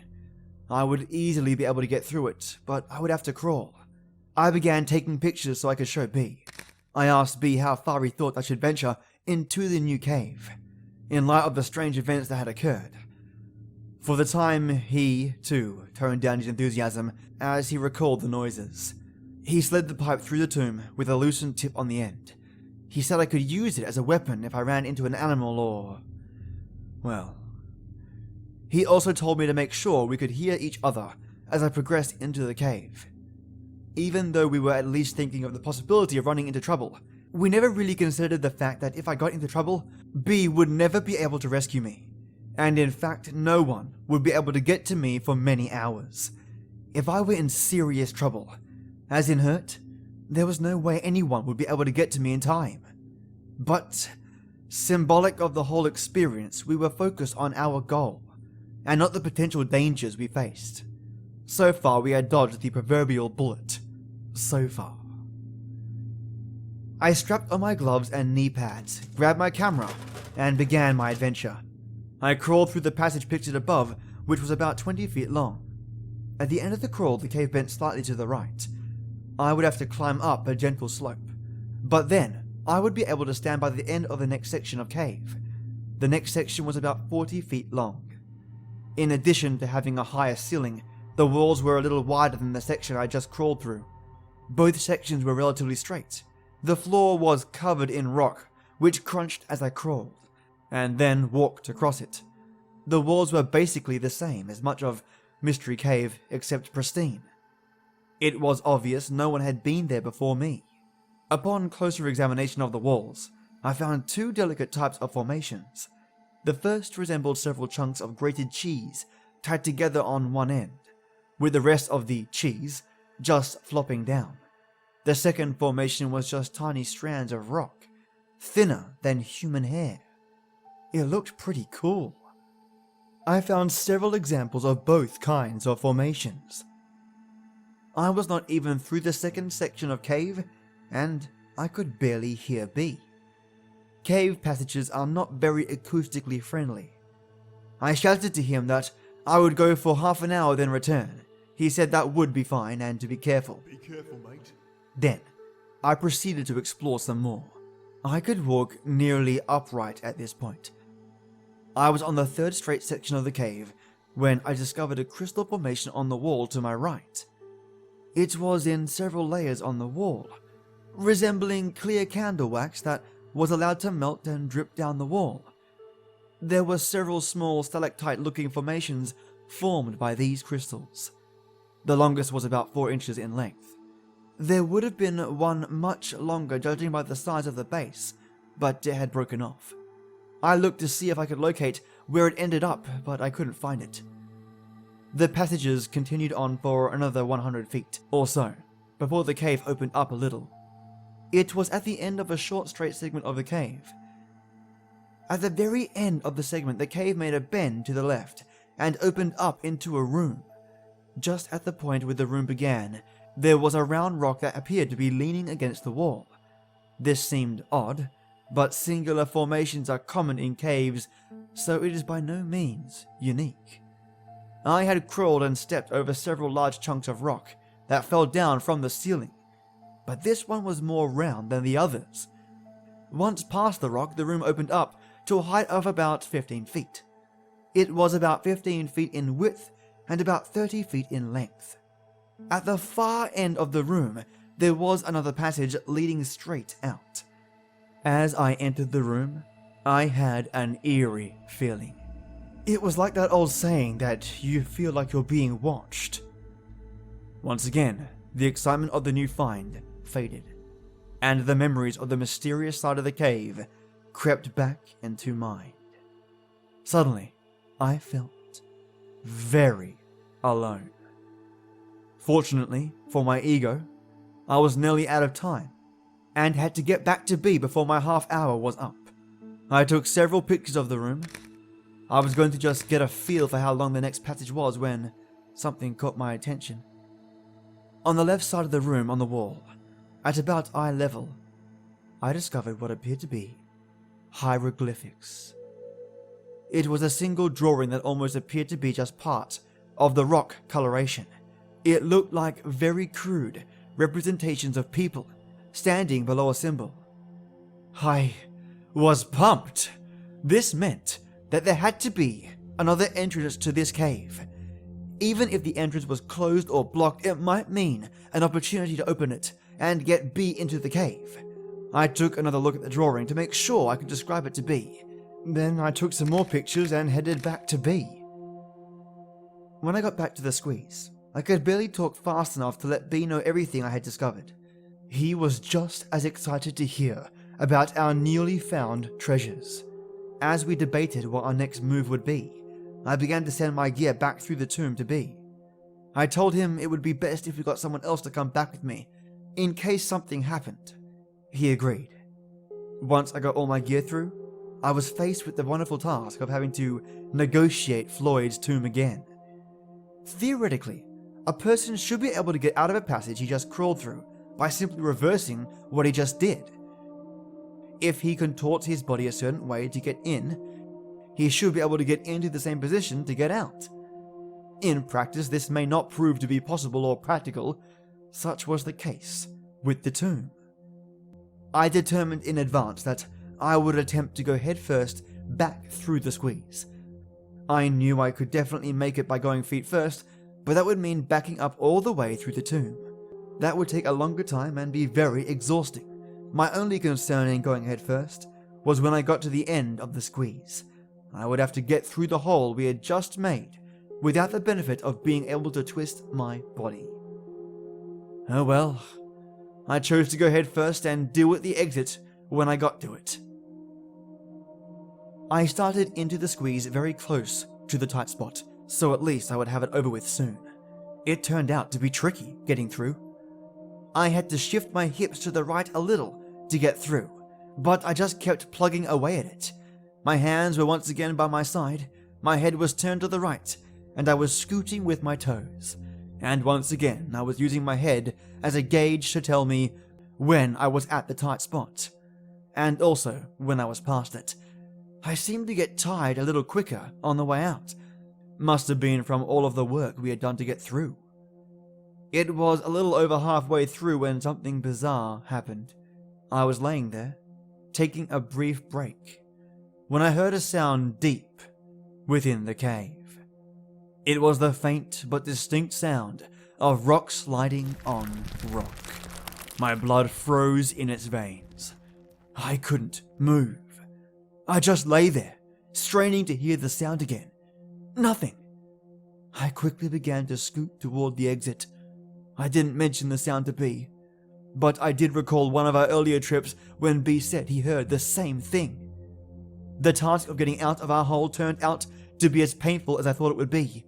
I had to put my arms overhead and force my shoulders through the hole. I definitely left some skin behind as I slipped through. B helped me as I wiggled my upper body out of the passage. Then I could catch myself and ease my lower body out of the tomb. Finally, I was out. B and I shook hands and began to load up our gear. I was trying to listen to any sounds coming from the hole, but we were making too much noise gathering our stuff. As much as I looked forward to getting into the passage, it was a relief to get back out again. That is pretty much how I feel about caves in general. I love to go in, but I feel good when I get back out again. Something strange happened with the pictures I took in the new part of the cave. The pictures I took in the passage leading up to the large room all turned out just fine. Strangely, none of the pictures taken in the room turned out. Pictures taken before and after the room turned out great, but the negatives of the photos taken in the room were clear. Nothing. I remember what the hieroglyphics looked like, so I drew a picture to give you an idea of what I saw. April 14th, 2001. Only a couple of days elapsed before B found someone who wanted to explore the passage with us. B told me he talked to a few other people who couldn't make it because of scheduling conflicts. He said they really grilled him for information about the cave and about the passage. He would not tell them which cave it was to ensure that we explored it to our satisfaction before we made it known to the public. Even the guy who ended up going with us did not know which cave until we were very close to it, and he was sworn to secrecy that he would not reveal the location of the cave to anyone on the planet. I won't identify him by name, so I will just refer to him as Joe. Joe, B, and I set out early in the morning to make sure we could spend all the time we wanted in the new passage. When we got to the cave, we were able to rig up and descend rather quickly. It helps when you don't have to haul half a hardware store down into the cave. Joe was impressed by our work. Even B and I took a minute to pat ourselves on the back for all the hard work we put in, and for the fact that we made it through. Joe is a rather thin caver who has had a lot of experience in caves. He said this might be the tightest squeeze he had been in, but it didn't bother him. I knew that physically he would be able to make it, since I was bigger than him, and I made it. He was just as excited as us to get through and get caving. Maybe more. He quickly got ready and was waiting to hear what the plan of attack was going to be. I figured I would send him through first, since he was ready, and I would follow. B would pass our gear through and wait for us outside of the passage.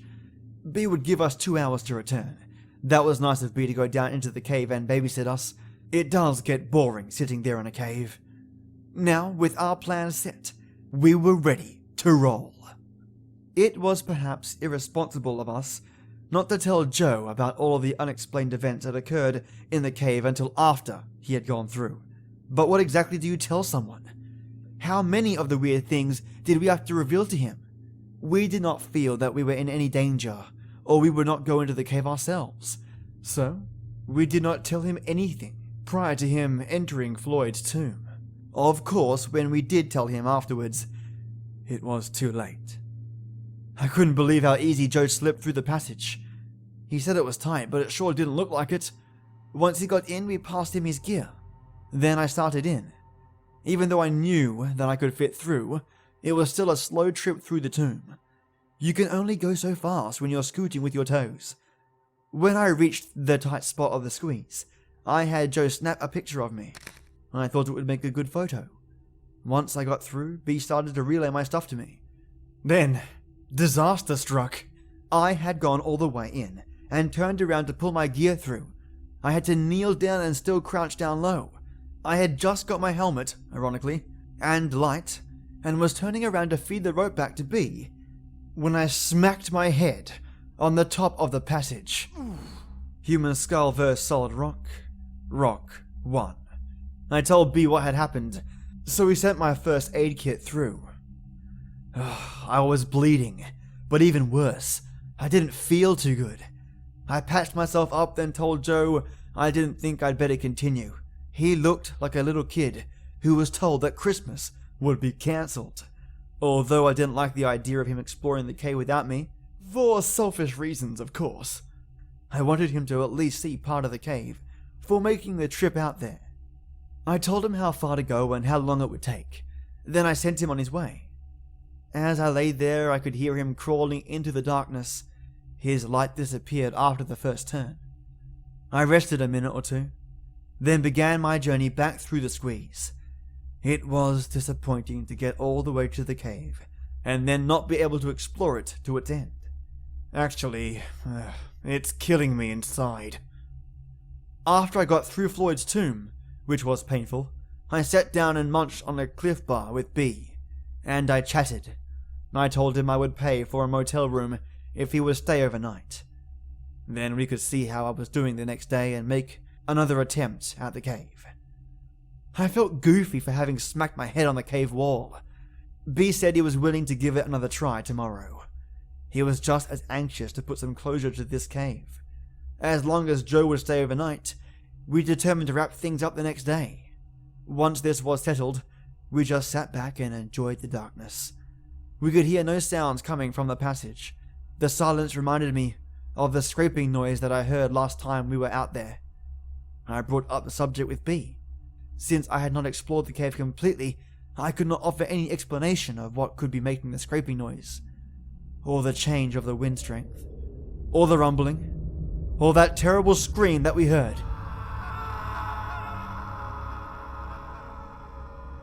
Suddenly, we both wished we had not sent Joe into the cave alone. B went to the hole and yelled into it, "Joe?" No answer. Not surprising. You can't hear each other when you're very far apart in the cave. We nervously awaited any sound. Good sounds, that is, Joe-type sounds. The 20-minute time limit we had set passed. Then 25 minutes. I really had no desire to climb back through the squeeze. My head was still throbbing, and the squeeze looked tighter than ever. Still, I knew I was going to have to make sure Joe was safe. Just as I was getting prepared to go back through, I saw a light deep in the passage. Joe? I called out. Nothing. Joe! Still, no answer. The light got brighter, and I could hear the noise of someone crawling across the broken rock that lined the cave. You okay, Joe? No, was his weak reply. When he got to the other side of the tomb, he said he was not feeling well. He quickly took his gear off and put them in the bag so we could pull it through. As I pulled the bag through the passage he began to climb back through, we didn't even get a chance to question him about what he saw before he was coming back through. He quickly slipped through the squeeze and the hole, and we finally got a look at him. He looked terrible. His face was pale, and he was out of breath. The dust that covers the floor of the squeeze left its mark on his face and clothes. He had numerous small cuts and scratches on his face and arms, probably from his rapid exit from the cave. His eyes were open wide. We only had a brief moment to look at the change that had occurred to Joe before he started to head up and out of the cave, without saying a word. While Joe and B started for the surface, I took a minute to gather our gear.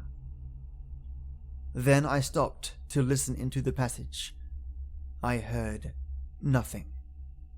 And I felt nothing. The wind had stopped. Part of me wanted to get out of the cave as fast as possible, but another part of me wanted to immediately climb back through the passage to find out what made this cave tick. Then was not the time, though. I still felt a little dizzy from my injury.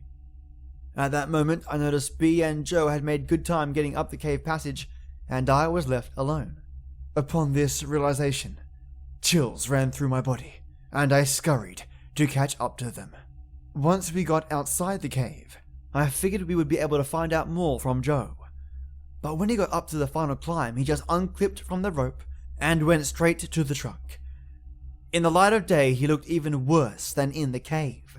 B and I gathered up the rope and our gear and headed for the truck. Joe said he didn't want to stay overnight because he felt terrible, and we believed him. So we headed home.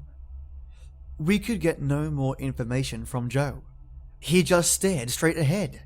He was shaking like a leaf, and he said he was not cold. When we tried to question him, his answers were short, and I asked him if he saw the hieroglyphics. He said no. So we asked him, did he hear us yelling? No. Did he see the round rock? No. Did he see the crystals? No.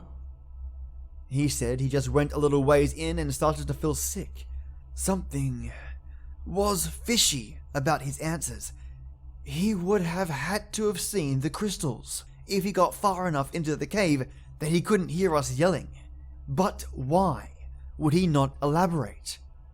The rest of the trip passed in eerie silence. Joe didn't say much else. We gave him a brief outline of the strange events that happened in the cave. He didn't reply. As we were dropping him off, we asked him if he wanted to go back in the cave. He shook his head and ran into his house. I tried to call him later in the day, and the next day, but only got his voicemail. April 28th, 2001. In this journal entry, I discussed briefly the feelings B and I had at this point. I would like to elaborate on those feelings and set the mood for this part of my journal. I hope I can successfully convey our exact thoughts and feelings as we contemplated our next move. If not, I'm afraid we will appear to the average reader as being ignorant, naive, or downright foolish. This cave represented to us the culmination of weeks of hard work, complete with an array of emotions. From fatigue to fear, anticipation to pain, from frustration to glory. To us, We were not just standing on the brink of possible destruction, but rather honoring an unspoken commitment. Much like a parent of a wayward child, we were not about to abandon our child out of fear of the unknown. Like it or not, this cave had become part of us, and now we must see this adventure to its fruition. Additionally, verbose explanations aside, we were being eaten alive with curiosity. Despite the overwhelming number of unexplained occurrences we experienced, we had to go back into this cave. What was making the rumbling noise? What caused the change in wind strength? Etc., etc. All the way down to Joe. What could have possibly happened to him? What did he see or experience? We had many lengthy discussions about what our next move would be. We kept coming to the same conclusion. We had to return to the cave. We could offer no possible scenarios that would solve the many riddles held deep within the cave. The only way we could hope to complete the puzzle would be to conquer the cave. And we were going back to that mystery cave.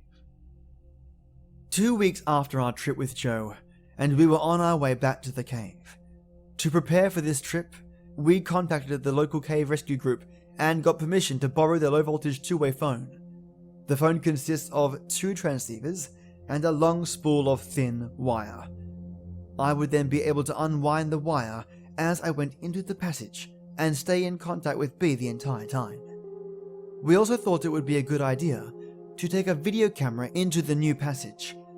I purchased a case that would protect my video camera from dust as well as sharp rocks. I was more than willing to pay the cost of the case just to make sure B got to see the entire passage. My head was doing fine. I still had a light red line to mark the spot where I tried to break the rock with my head. I never went to a doctor, but it was still a very painful experience. I have thought about what would have happened if I had been able to go into the passage with Joe. He was a changed man after he came out. I have been calling his house nearly every day, trying to talk to him, but he won't answer his phone. B called his work, and a mutual friend told him that Joe called in sick 2 weeks ago and hasn't been in since. He said Joe warned his boss he might be out for a while. I even stopped by his house twice. The first time it looked like someone was home, but no one answered the door. The second time his car was gone, and there were no lights on. I hoped to talk to him before this trip, but it didn't work out. As we were rigging up the rope to descend into the cave, I felt something for the first time. I did not want to go into the cave. It was not a feeling of foreboding. I was not receiving some premonition. I just had no desire to enter the underground world of Mystery Cave. I didn't share this feeling with B at the time, even though I had no desire to go into the cave. I knew we had to. So I double-checked my gear and slipped over the edge of the cliff. Right from the beginning, it seemed like the cave did not want us to be there. Nothing went smoothly. Every time we tried to clip a carabiner, or tie a knot or attach something to the rope, we had to do it 2 or 3 times to get it right. Fortunately, we recognized this and made sure everything was safe and secure. As we slowly made our way down, we were continually bumping into the side of the cave, or stumbling as we walked or dropping things. We finally reached a point where we stopped to gather ourselves before continuing. Our load was relatively light, but we were taking forever to get to the hole. Finally, we made it. We checked the camera and phone to make sure they survived the trip. We tested everything and I gathered the gear I wanted to take into the passage. Then it was time. We looked at each other, but said nothing. Then I turned to face the passage. As I twisted my body to begin entering the tomb, I desperately hoped it would be the last time I would contort my body to enter this claustrophobe's nightmare. The trip through Floyd's tomb went smoothly, figuratively speaking. After I got through, it took several minutes to get everything passed through to me. I got suited up and tested all the equipment. The phone worked like a charm. I videotaped the squeeze and then the first section of the new passage. Since I would be unable to tape while I was crawling around, my plan was to crawl to the next section, then stop and film some more. I could video what I had just been through, and then video what I was going to crawl through next. That way, I could get each section from both ends. I was starting to feel pretty good about the trip. I felt a sense of personal satisfaction at being able to provide a way for B to see the fruits of his labor. It was awkward lugging the camera and unrolling the phone wire while trying to crawl. I knew it would be worth it though. The small formations were too small to show up on the video. With normal outside lighting it would be no problem, but with my headlight as the only source of light, the effort was futile. The crystal formations turned out quite nice. They were easily large enough and made for some pretty good footage. I took advantage of the film stop to check the phone. It was comforting to hear someone's voice deep within the passage. We chatted briefly, then I unplugged the phone and prepared to continue. The phone resembled an oversized regular phone, more like the ones you would see in your movies. When I wanted to talk to B, I would just plug the phone into a special jack on the spool of the wire. The power source was on B's end of the phone, so it was always turned on. The reception was as clear as a normal phone. I continued forward. Even though progress was slow, it was steady. Things were going pretty good until I reached the round rock. Once again I got a strange feeling, just like the last time. I looked around carefully but saw nothing to be alarmed about. I proceeded to film the entire room. I got good shots of the round rock from all angles, and I got the walls, ceiling, and floor to the best of my ability. I even got some pretty good tape of the figure on the wall. It was difficult to make out exactly what it was on the video, but you could definitely tell something was there. After I taped everything to my satisfaction, I moved towards the end of the room to explore new territory. At the far end of the large room was a passage that led to darkness. The entire entrance was about a foot lower than my head, and it looked like it continued at that height for as far back as I could see. I ducked under the ceiling and prepared to see new sights. The walls of the new passage were darker than the rest of the cave to this point. The floor was made up of the same type of broken rocks. The ceiling had the same type of near-perfect arch as in the old section of Mystery Cave. It almost seemed out of place in the jagged atmosphere of a cave. I could only see back about 30 feet or so, where the passage appeared to make a right turn. I thought this would be a good place to check in with B. It took a couple of beeps before he answered the phone, but once he did his voice was still crystal clear. It sounded like he might have been snoozing. Had I been that long? He said he was doing fine, and I could take as much time as I needed. I thanked him and hung up. His patience has been wonderful during this whole project. He has spent a lot of time just waiting for me whilst I explore the passage. I was still glad he was still willing to sit and wait. I hung up the phone and started to film the new passage. Then it happened. From behind me, I heard the scraping noise. It was loud. It was close. It was coming from the large room I had just left. I wheeled around to face whatever had made that noise. When I did, I lost my presence of mind and stood up at the same time. Crunch! My helmet crashed into the passage ceiling. My light broke, and I was buried in the heavy darkness. Pain shot through my neck and down into my back. The helmet had protected my head, but my neck was nearly numb from the impact. Fear enveloped me and my knees began to weaken. I slowly and involuntarily slumped to my knees. I gently set the camera down as I began to see stars from the pain in my upper back. The scraping noise lasted only a second, and now the only sound I could hear was my own panic-inspired breathing. Not only could I feel the fear thick upon my chest, but the darkness seemed to hold me in place. I felt like I was vulnerable from every direction. I wanted to turn back and look behind me, and to the side of me, and in front of me. Everywhere I looked, I saw black. Finally, I broke the stupor of terror long enough to reach for an alternate light source, the mini-mag on my helmet. I twisted the light to turn it on, and when I did, I nearly cried. I had forgotten to put fresh batteries in, and now I could barely see more than a few feet. Still, it was better than nothing.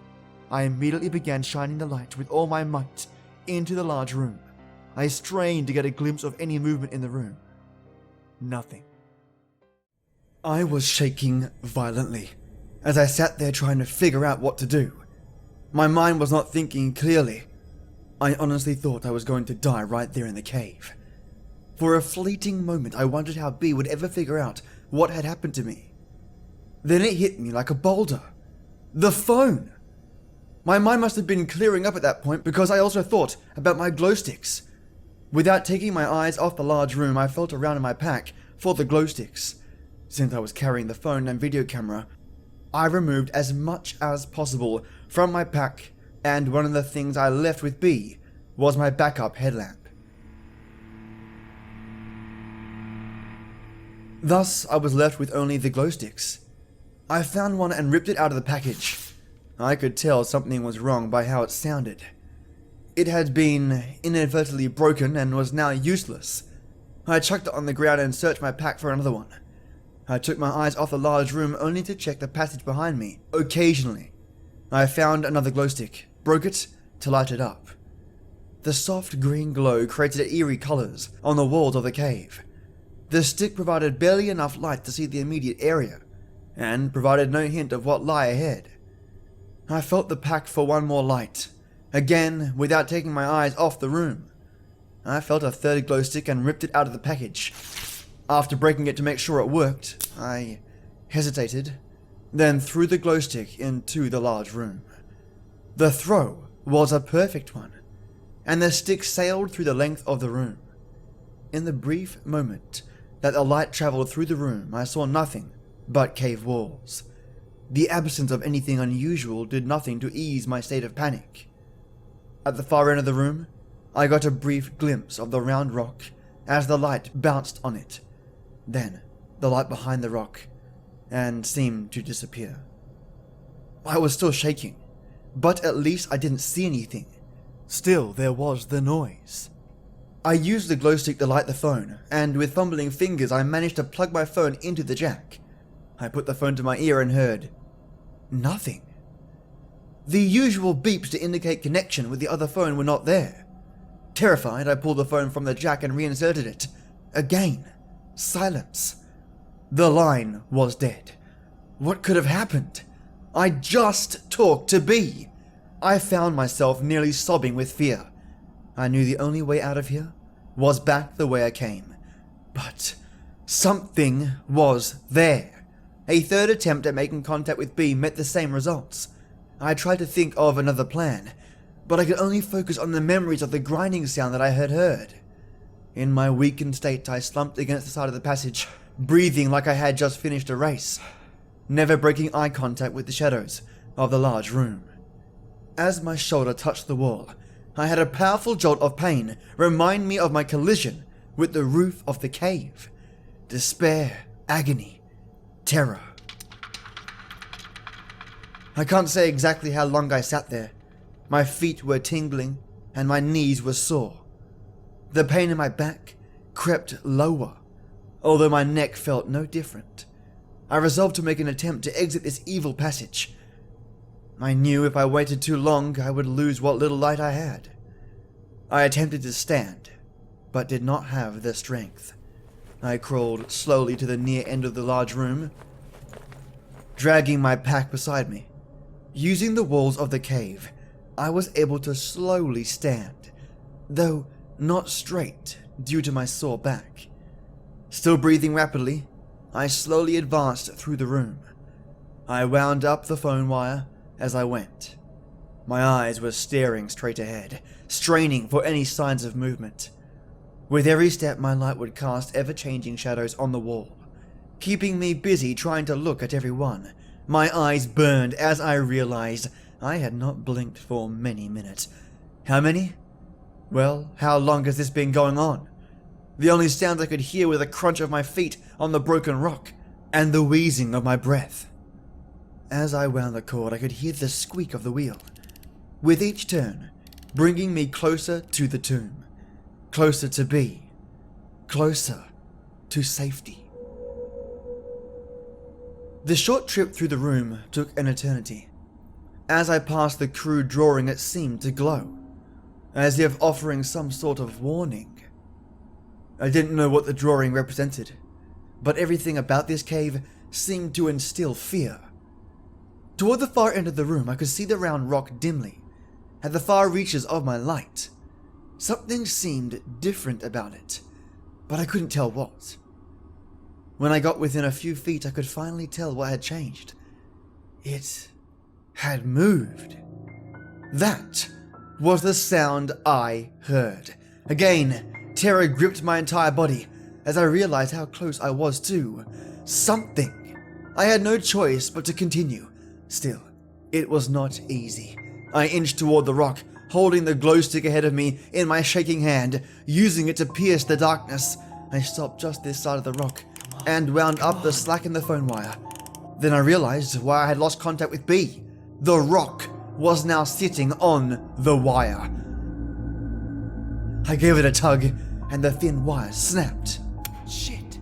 My only hope of contact with the outside world ceased to exist when that wire broke. I had never felt so alone and helpless, buried deep within the earth. I had voluntarily descended into my own grave, with a casket of solid rock. With the phone now useless, I set it down in the passage, my gaze fixed on the round rock. I proceeded forward.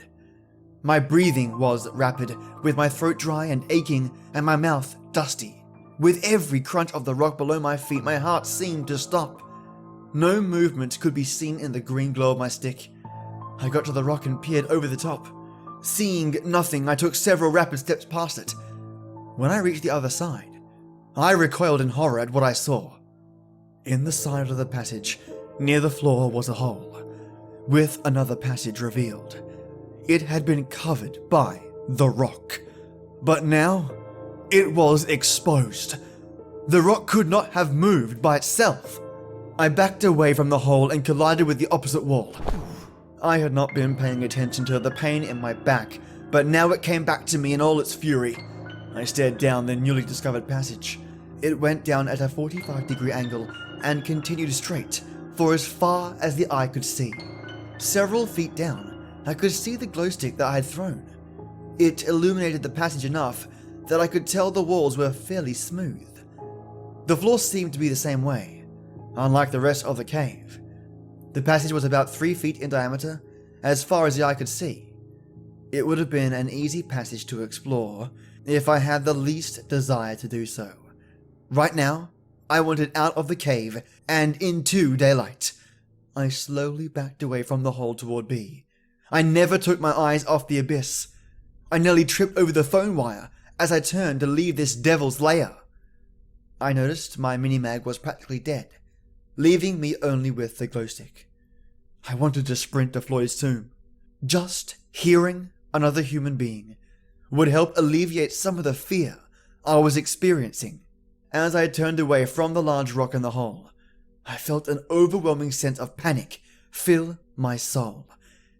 It felt like a legion of demons was about to attack me from behind. I felt like my salvation lay ahead of me in the darkness, and Lucifer was behind me, trying to keep me from safety. I found myself moving faster than I should have in that cave. My only thought was to get out as quickly as possible. I passed the crystal formation, barely even noticing this beautiful creation of nature in the green glow of my light.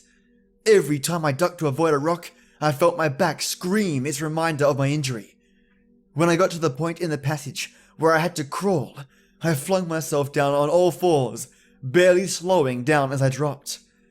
When my hand came in contact with the cave floor, I felt an electric shock shoot all the way down my back and simultaneously down my arms. For the first time since this nightmare had begun, I let out a scream. I crumpled down and lay there on the rock, with new levels of pain manifesting every time I inhaled. Whimpering from fear and pain, I tried to listen to any other noise in the cave. I could feel the silence pounding in my head. I knew from previous trips that B was still out of earshot, but I was close. Forcing myself to move, I winced as I pulled my body onto all fours and started to progress along the cave. I still held the glow stick in my hand. but I had ceased checking behind me. Now my focus was ahead of me. I reached the point where I could yell to B, but I didn't make a sound.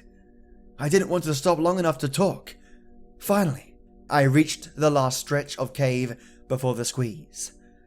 As I was crawling toward the beginning of the tomb, I called to B. He answered back. I screamed to him to get everything ready to go. He asked if I was okay.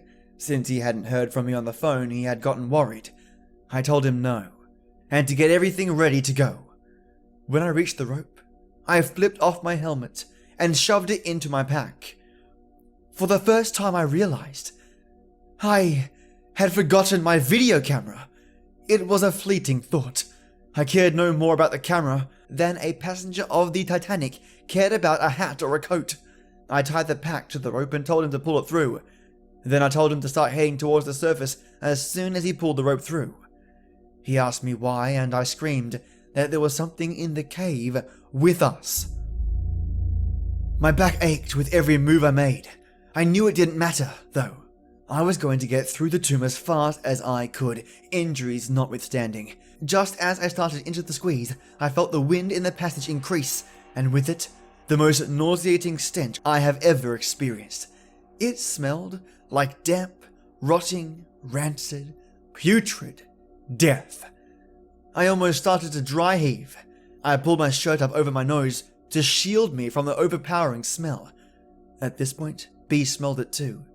He yelled, "What is that?" Then he yelled at me to hurry up and get through. I told him I was coming. Then I took a deep breath through my shirt and started back through. B's yelling had intensified my fear and panic, as if I needed any help. I knew he could sense the urgency in getting out of this place. Still, as I worked my way through, I yelled at him to start up, that I would catch up with him when I got through. He said he would. He placed my glow stick inside the passage, then began to climb out. This time, through the squeeze, I had no regard for the tightness of the passage. I was scraping my face, ears, arms, and shoulders. Every inch of the squeeze meant numerous scratches on my body, but I barely noticed them. My back was nearly paralyzing me with pain. Once again, I felt the rising need to vomit because of the odor being delivered to my nostrils by the breeze. Halfway through Floyd's tomb, I took a break to catch my breath. I was approaching exhaustion, and my respiration rate was through the roof. The top of the passage seemed to rest my cheek, and the floor felt like broken glass on my opposite cheek. As I paused briefly to recuperate, I heard the scraping noise coming from deep within the cave. It continued for several seconds, then silence. I let out a cry which startled me.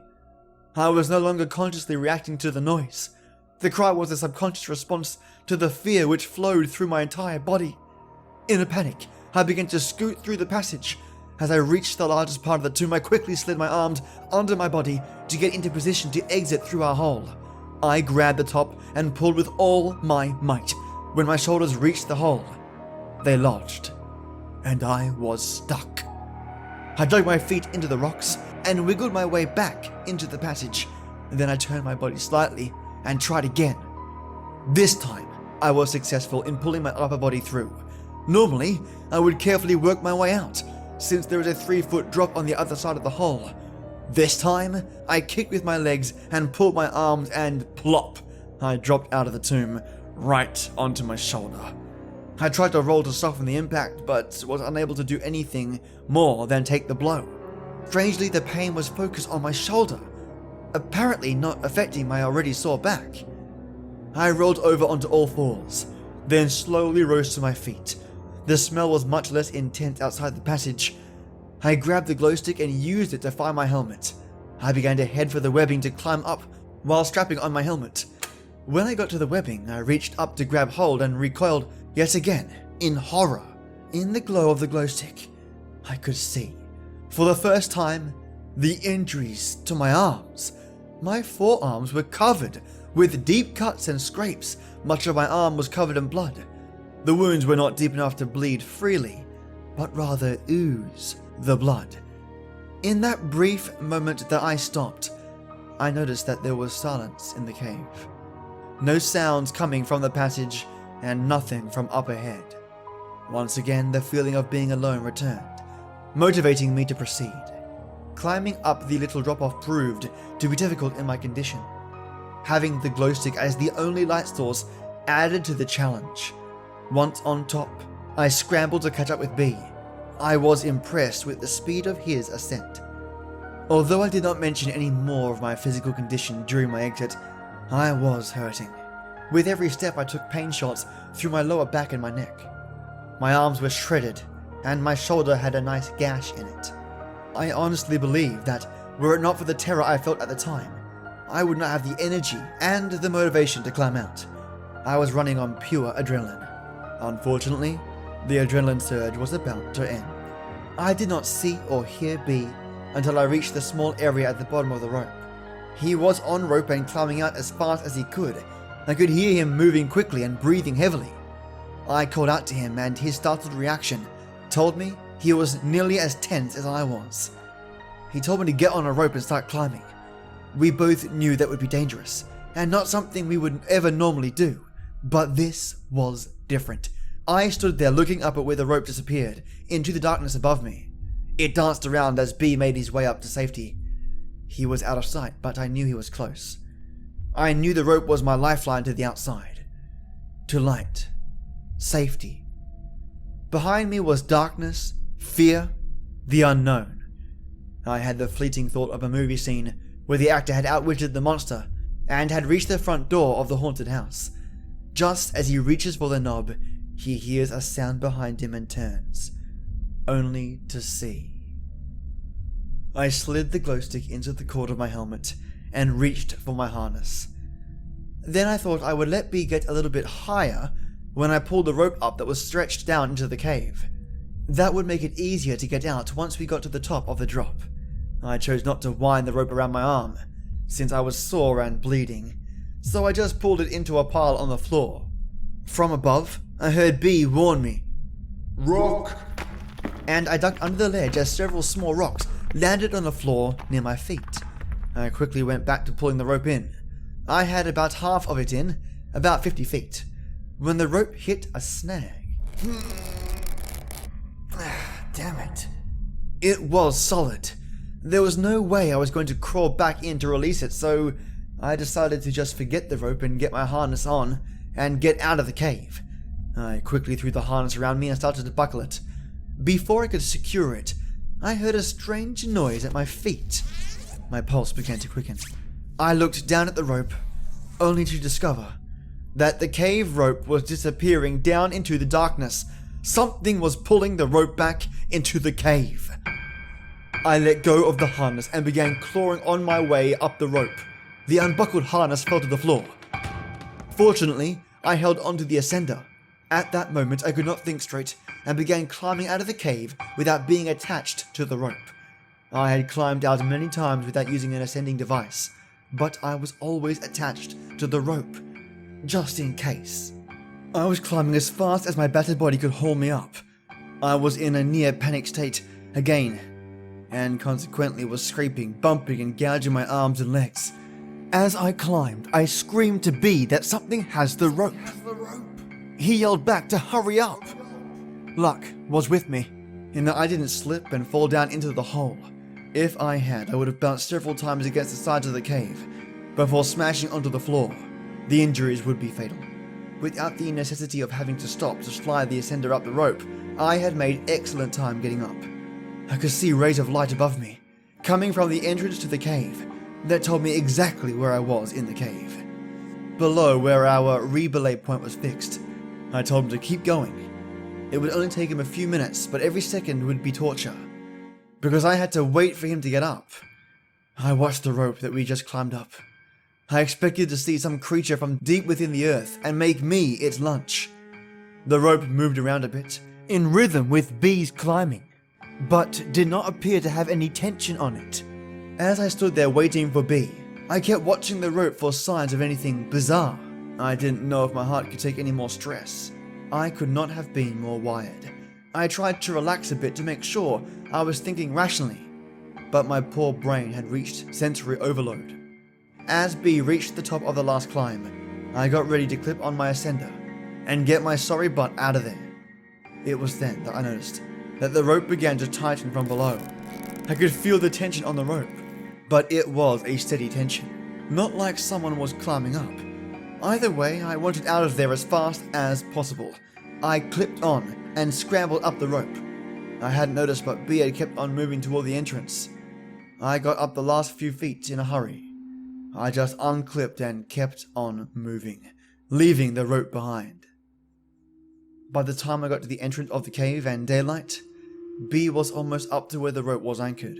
I wanted to get up so bad, I almost started a free climb without clipping onto the rope.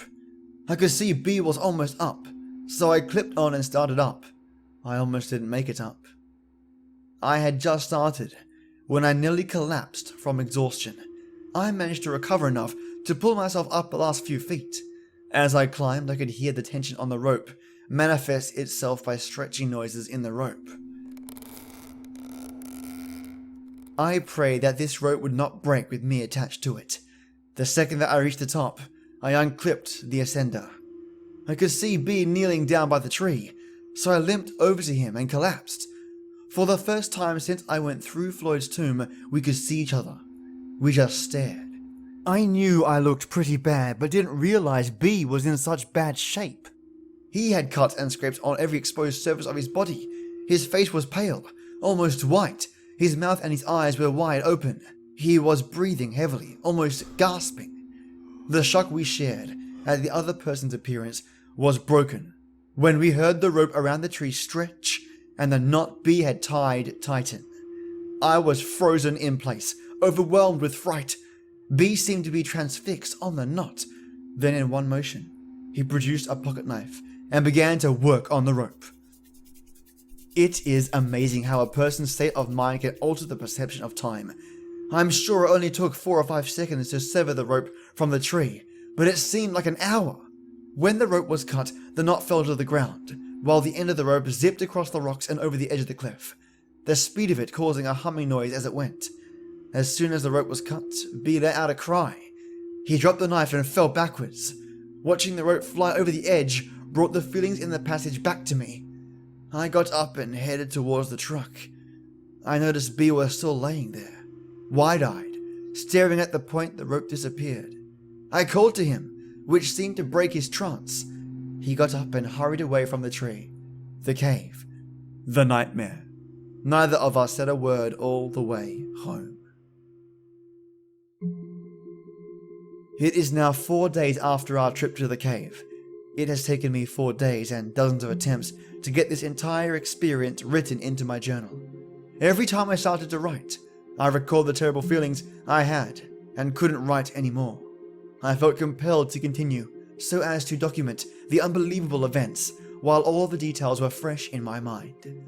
I can still feel the pain, still smell the stench, still experience the terror. Even typing from my journal has taken hours. I would like to write more, but it'll have to wait. Even now, with several days between me and the event, I can't relax. I can barely concentrate. That's all for now. May 19th, 2001. It has been 3 weeks since our last visit to the cave. I want to update everyone as to my condition, my plans for the cave, and the events of the past few weeks. I apologize for not returning your phone calls. I've been getting all over your messages. I just haven't felt up to calling back. Steve and Mark, thanks for your words of encouragement on my answering machine. I know you two are sincerely concerned for me. You are awesome friends. Mark, I know you stopped by the house a few times, and I'm sorry I never answered the door. It really helped me just knowing you dropped by. Sis, I can hear the worry in your voice. I'm okay. Don't worry about me. Just take care of those nieces and nephews of mine. I figure if I can get this site updated, I can let everyone know at once about how I'm doing. A lot has happened in the last 3 weeks, so I'll do my best to cover everything. I guess I should start with the last entry left off. It took several days to get this last journal entry written down. I was so shook up from the experience that I could do little else but sit around and ponder what had happened. Right now, I am on long-term medical leave from work. I tried to go to work several days after the event, but my boss sent me home. I couldn't concentrate, and I looked terrible. I've even been to the doctor, but I couldn't tell him about the experience, so I just told him I was under a lot of stress. He recommended rest and gave me a prescription to help me relax. Good drugs. When we left the cave, I was nearly in a state of shock. I could not think clearly and was having a difficult time trying to understand what had happened. I didn't eat much, nor did I get any sleep. I was glad I had the presence of mind to write down my experience while it was fresh in my mind. As I reread what I wrote, I feel like I accurately portrayed what happened in the cave that day. I wouldn't change anything I wrote, even though it took 3 days to write it. When I finished writing in my journal, I felt much better. I guess it was kind of therapeutic. Unfortunately, it didn't last. In fact, it was after then that things got really bad. B and I parted company after the trip, but I didn't see him again until yesterday. I didn't try to reach him, and he didn't try to get a hold of me. Nor did either of us try to contact Joe. B just dropped me off after the trip, and I spent the next several days by myself in my house. I tried to eat but had no appetite.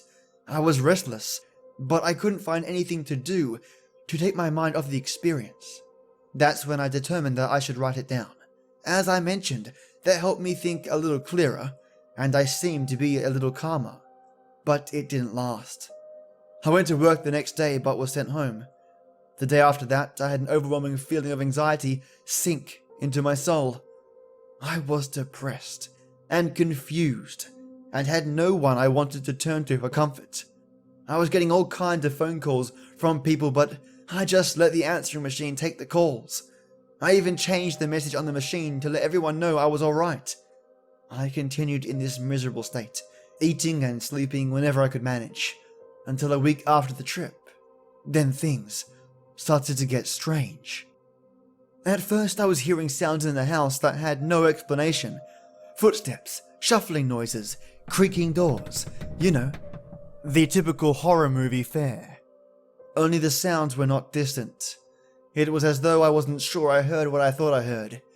I would be eating or getting out of the shower and stop, thinking I heard something. But the sound would not repeat itself. In fact, if it weren't for the fact that it happened frequently, I couldn't be sure there were noises in the first place. Either way, I was scared. It was as though I had been caught in a spider web for the last week. Feelings of anxiety, foreboding, tension filled my life. Then came the hallucinations. I began seeing things in a manner similar to the sounds I was hearing, just a glimpse of something in the corner of my eye. When I would turn to look, nothing. I had been sleeping with the lights on in my room, but now I kept all the lights in the house on, from before dusk to after dawn. When I started to see things on a regular basis, I purchased a gun. Got it from an ad in the paper so I didn't have to wait for a permit. I went to the doctor but didn't mention the details of my life. Just told him I couldn't relax, and I walked out of there with a prescription. Fortunately, my wounds and injuries were pretty much healed by this time. My back still hurt a little, but the prescription took care of that too. When I was on the medication, I felt great. But I didn't want to walk around high the rest of my life, so I would only take it at the end of a tough day. Unfortunately, the severity of the sightings increased, giving rise to a need for the medication. The flashes in the corner of my eye continued, but then I began to see shapes and shadows. They would be outside my windows, usually at night. I still couldn't make out anything solid, so it was hard to pin down what I was seeing. Soon I began to close all of my drapes and blinds so I could remove the possibilities of seeing something. Doing so did help in that respect, but my life was still a mess. My daily routine was mechanical and empty. I would sleep in as long as I could, usually out of exhaustion. Then I would get cleaned up and try to eat something. I lost a lot of weight, so I tried to get as much as possible down me. Then I would exercise a little and nap a lot. I'd only been out of the house a few times in the last 2 weeks. The store, the doctor, the gun purchase. I didn't watch much TV either, because I couldn't concentrate. I spent a lot of time on the internet. I was doing research on caves and cave myths. The only story I could find was the cave of folklore about the Hodag.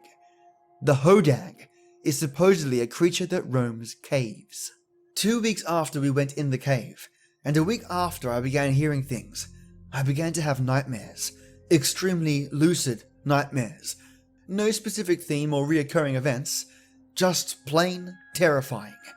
Sometimes I was in my house and someone was trying to get me, only I couldn't run because I had no legs. Other times I was in a vat and someone was pouring a syrup-like liquid on me, filling the vat. I would wake up in a panic. I would stay awake until exhaustion forced me to enter dreamland once again. A brutal routine. It continued for several days, until it reached a climax on the 6th day. Yesterday, my dreams seemed so real, I had a hard time telling if I was awake or not. I was beat, really drained of energy and spirit. I was going from the living room to my bedroom in the early evening, when I looked down the hall and saw a dark figure toward the end. I thought it was a thief and began to back up slowly. It didn't move. As I was backing up, the lights flickered off and on. Every muscle was tense. I stopped to stare at the figure.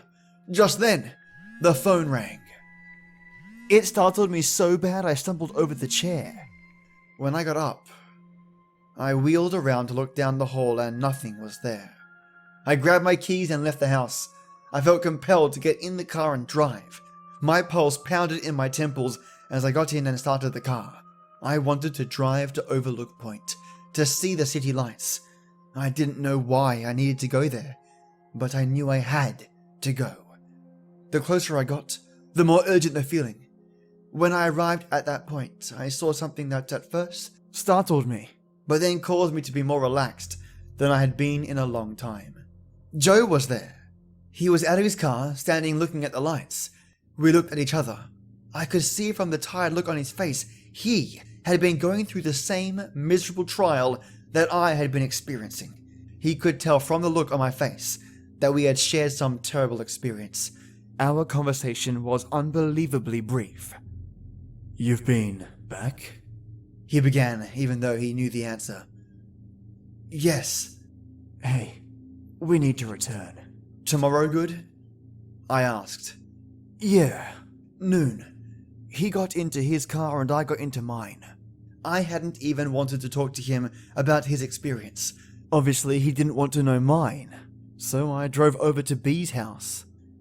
When he answered the door, I thought that B actually looked like he was doing fine, somewhat happy. One look at me, and his disposition changed. Our conversation was also succinct. "I ran into Joe, and we're going back in tomorrow, at noon." B looked dead serious. He just nodded his head. I asked him if I could spend the night at his house. He eagerly let me in. I didn't notice until later, but every light in the house was turned on. He led me to his spare room. "Help yourself." "Thanks." I washed up in the bathroom, took some medication, and got the first decent sleep in a long time. I awoke early this morning and came home to get ready for the trip. I thought I would send out this update so no one will wonder what's going on with me. I suspect that by the time most of you read this, I will be back home and have a great story to tell. I promise that if you haven't heard from me by now, you will very shortly. It is now 10 AM on Saturday the 19th. We will be leaving for the cave in 2 hours. Preparing for this trip will be like no other trip I've been on. For the first time in my life, I will carry a gun into a cave. I will also carry a knife, an extensive first aid kit, plenty of food and water, and a camera. I will take several sources of light, and a pad of paper and pencil. I will have to take all of my climbing rope, since B lost his in the cave. I will carry a good length of rope with me on the other side of Floyd's tomb. This is the first time in 3 weeks that I have heard any reference to Floyd's tomb. It sent shivers up my spine just typing it. There are many things I hope to accomplish this day. So many answers I hope to find in a tiny passage hidden from view. Reflecting on the events leading up to today leaves me feeling dizzy. Was this all a bad dream? Unfortunately, I am wide awake, and still, in a few short hours, I might face my nightmare. The thought of having another person with me in the passage does nothing to alleviate the fear I feel. I almost chuckle as I ponder a childish notion that we all have to consider. Who will enter the tomb first? Who will lead the way into the dark unknown? Who will decide when to turn back? Foremost among the questions in my mind is, what about the video camera that I left behind? It is supposed to be able to record in complete darkness. I left the thing running. So what might we find on the tape? Darker questions follow. What if the camera is gone? What if it is destroyed? Although it is difficult to put an exact name on my motivation, I think closure fits quite nicely. I need to find out a few things about this cave. The main thing, believe it or not, is to find the end of the cave. With all of the bizarre things I have witnessed these past few weeks, it would seem a bit trite to want as a primary goal to get to the end, but that is what I want. To be sure, I will be seeking other bits of knowledge along the way. If, however, I find the end to the main passage and an end to the passage hidden by the rock, I will be content to never return to the passage or the cave again. Never. It would seem to me that crawling headfirst through a tight passage into the darkness is an unnatural thing. Just like crawling up the side of a cliff for recreation, or jumping out of a perfectly good airplane and floating to the ground. We do these things to satisfy our hunger for adventure. This subconscious desire to conquer our own little Everest. As B is fond of saying, caving is the last opportunity for exploration for the person with modest means. True. Just a short drive from just about anywhere in the country is a cave, waiting to be explored. Even a cave well known among the general public can be approached by someone for the first time as an adventure, something new, something to overcome, because it's there. Many of you don't agree with my decisions to pursue this cave. I know this from the messages I have received. I'm afraid I don't have a choice. If I am ever to experience restful slumber, I must return. If I am ever to walk the halls of my own home in peace, I must return. If I am ever to exit the overworld and enter the subterranean world of a cave, I must now return. I no longer feel that I have a choice. I must return. For my family and friends who are reading this, I say, be at peace. I will conquer this cave. Then I will return and update this website immediately. I will include any photos we take in the cave today. And if you stop by the house, I will show you the video I will have. I expect to be home later tonight, or tomorrow at the latest. See all of you soon, with a lot of answers. Love, Ted.